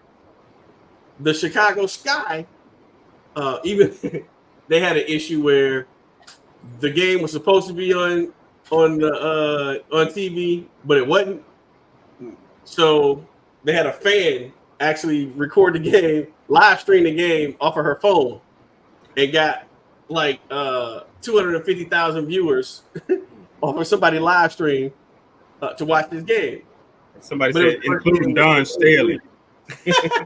Don Staley was one of the viewers. So, and Angel Reese has been balling. She has straight been balling. So that's You got a jump shot yet? probably not. But that's one of those things where I was talking about the other day. This is the time of season where you realize, basketball about to be over. It ain't nothing else. Well, if this WNBA can continue the way it is, then you have that to watch for the rest of the summer. I think that one of the things that they should do with the WNBA season is, again, lengthen the season. But since they start at the end of the NBA season, let them go to the beginning of the NBA season. To October.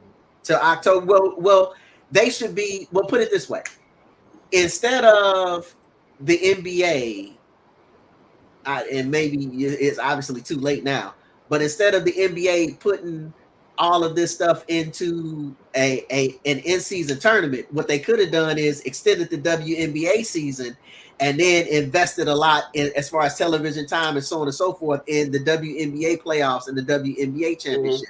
So instead of having this in-season tournament, so nobody starts really quote unquote watching the NBA until what, December to Christmas? Yeah, Christmas.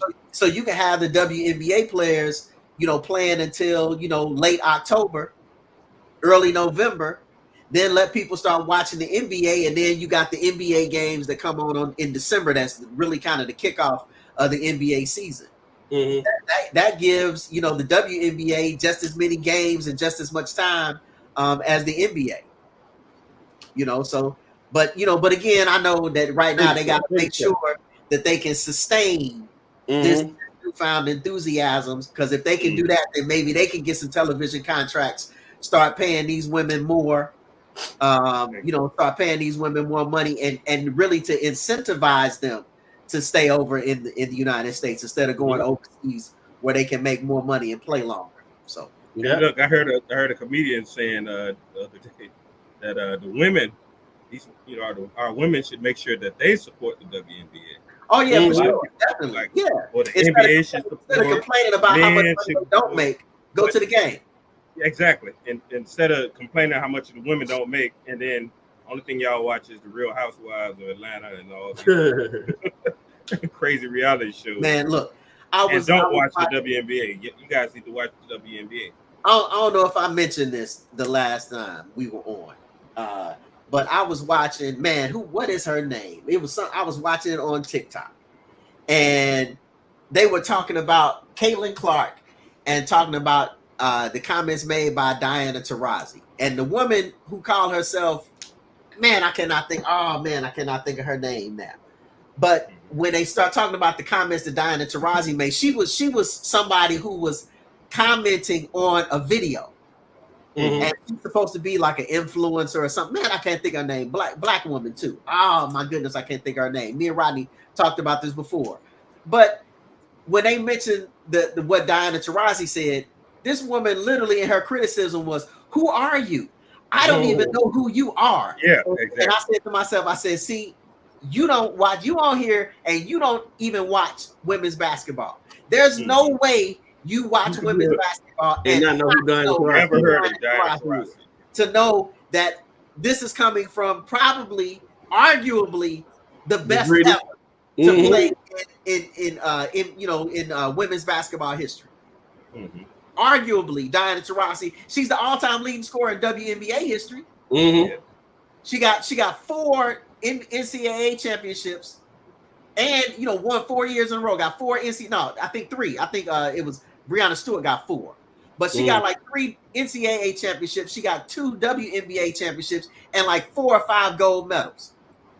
You obviously know nothing about women's basketball if you're talking about who are you and talking about Diana Taurasi. So that's what They're I just mean. trying to jump into the drama. They just want to jump into the drama, and they want to jump into the whole gender equality thing, which again, I'm not trivializing that at all.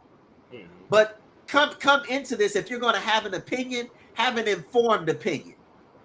Right? That's my thing about it. You're right. They have to do other things to make sure that they get paid more.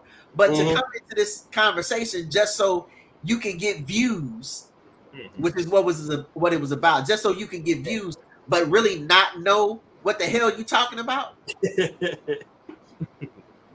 Yep. You just making yourself look like a fool. So, but yeah, I hope that the momentum, like you said, just continues. That and we are going to get, just like we went to a Pacer game, we're going to get to a Fever game if we can afford it. I know. I'll watch the WNBA. So, man, them tickets crazy right about now. But hey, it is what it is. You want to support, you go. Right. Right. So I was just about to say, man. Woo! Woo! Talking with his eyes closed, that little Stevie. I had a long blink just a second ago. I was like, woo! And rivalries. All right. Well, it's been 2.5 hours anyway. We right at about 2 hours because we had about a half hour before we got on. So, hey, we put in the work tonight. Yeah. Talked about a lot. I like just talking. Just getting on here. And hopefully y'all liked it also. Hopefully, y'all realize that Dorian's points are always wrong, and I'm always right. So, and dude just be in the middle. I'm always stuck in the middle. I'm stuck in the middle. And the playing with his balls. Well, scratch that. I mean, don't scratch that. But... yeah, no.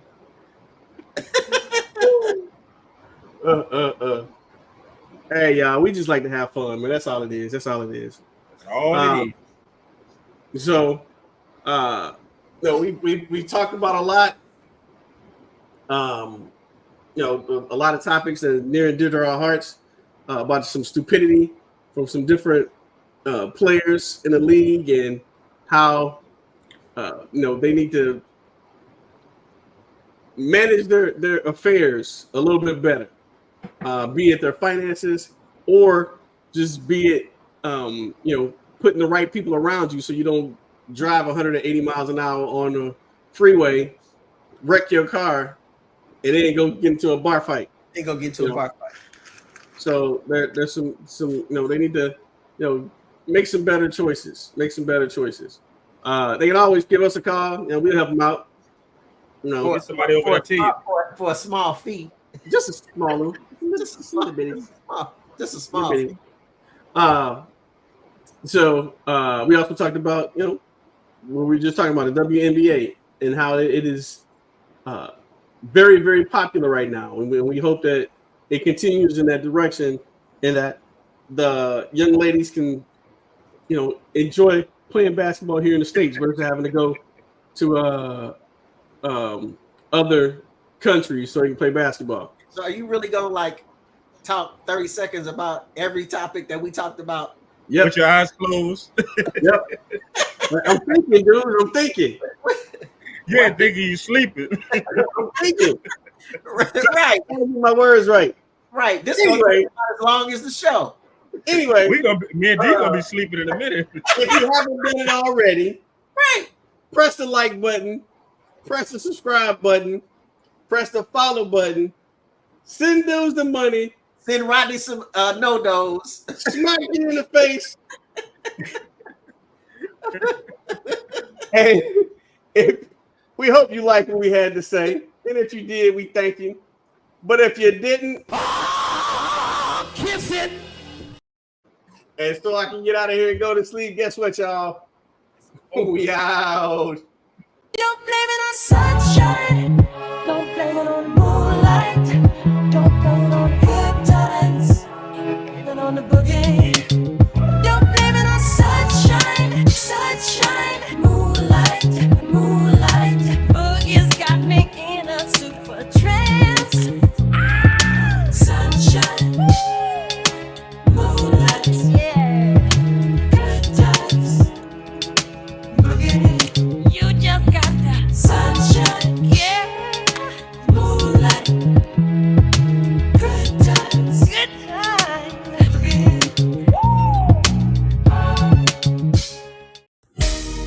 To everybody in East Boogie, to all my peeps here in Lawton, and back on to the illy and everywhere. Let's do it, y'all. Whether evading the smoke or debating with folk, they creating the quotes that's making us woke. When the sports world is sleepy on the daily or the weekly, get it, Mouse One, Ride D, Kid, Deuce, and Geechee. From hardwood to diamond, QD to rhyming, on the up or declining, and all out shining, even on the ice grinding. A world record timing when the athlete or team moment really is defining. If the stats deal or facts on deals, these cats chat real about the track and field, plus the ring, rink, and pool. All courts and courses, from unsigned players to stars with endorsements who wanna got deep. Teams that stop streets, who get in the dust and who own the hot seat for the movies and the oldies. Yo, they got the goodies, wanna know what's going on, rock will blame it on the boogie. Yep, blame it on the boogie. Yep, blame it on the boogie. Yep, blame it on the boogie. Yep, blame it on the boogie. Click that link and subscribe. That's what it is. God bless.